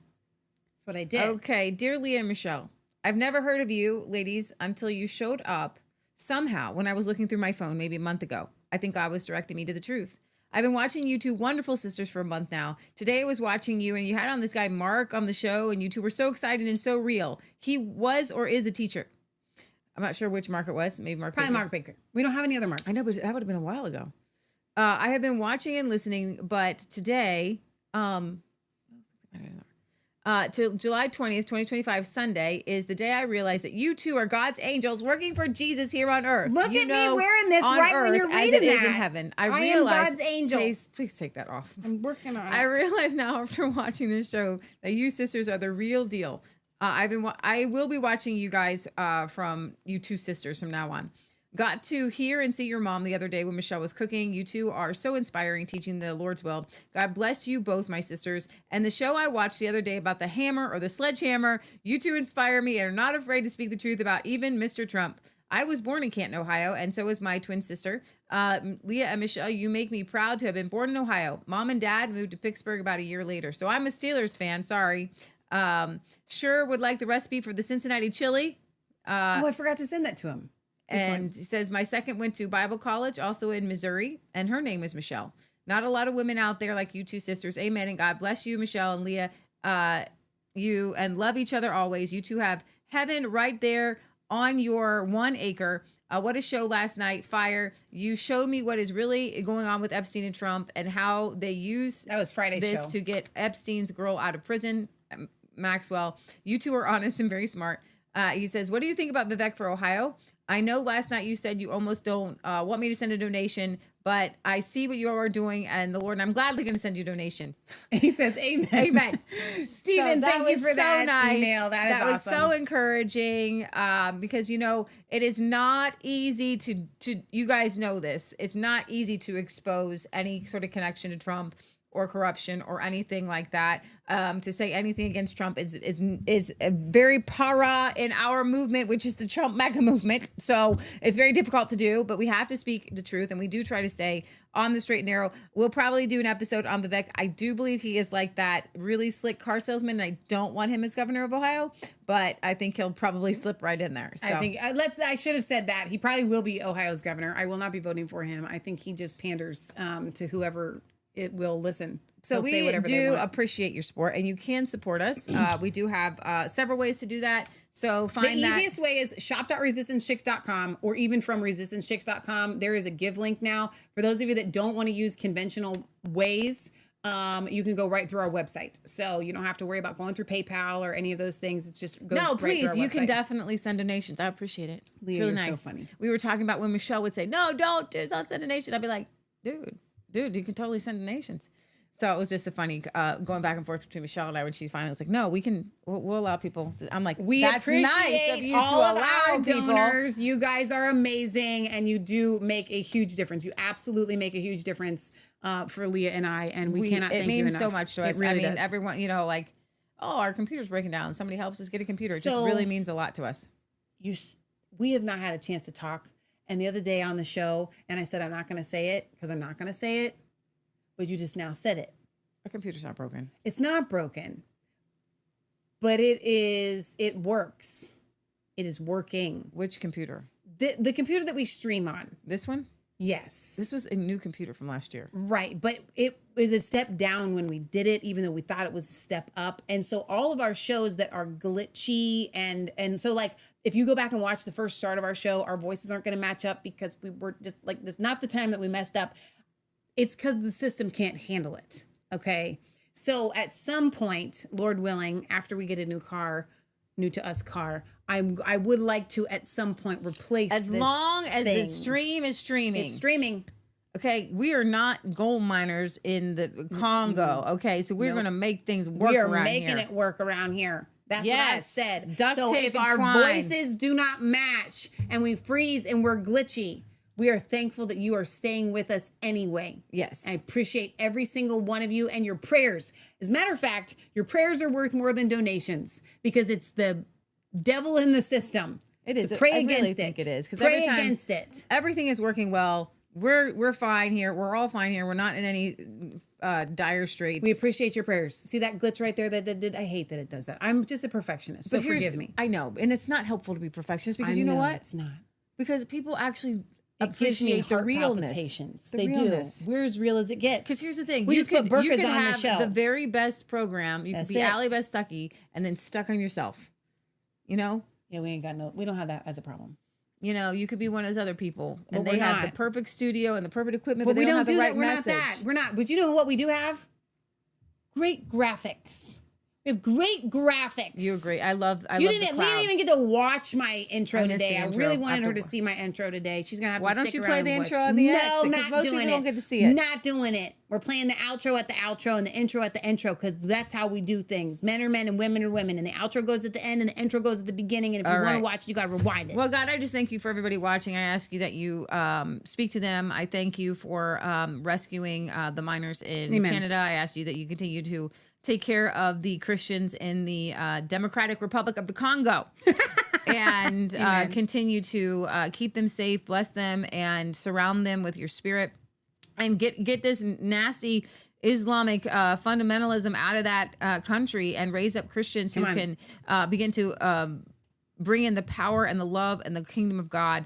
And I just pray, Father God, that everybody who's listening would be filled with your spirit. Their lives would be changed. They would be dramatically just completely transformed by who you are, that your word would become real to them, that you protect them, that your angels go forth, that you would lead them in every step of the way. I pray for this nation. I pray, Father God, for the truth to be revealed. I pray, Father God, for everybody who's listening in their nation, their country, that you would raise up righteous Christian leaders, that you would, your kingdom would come, your will be done on earth as is in heaven. In Jesus' name we pray. Amen. Amen. Because you got to end the show with prayer if you just put burkas on. And we curse all that And we nasty do. stuff and Yes. all that. I still, somebody needs to Blah. confess who sent it.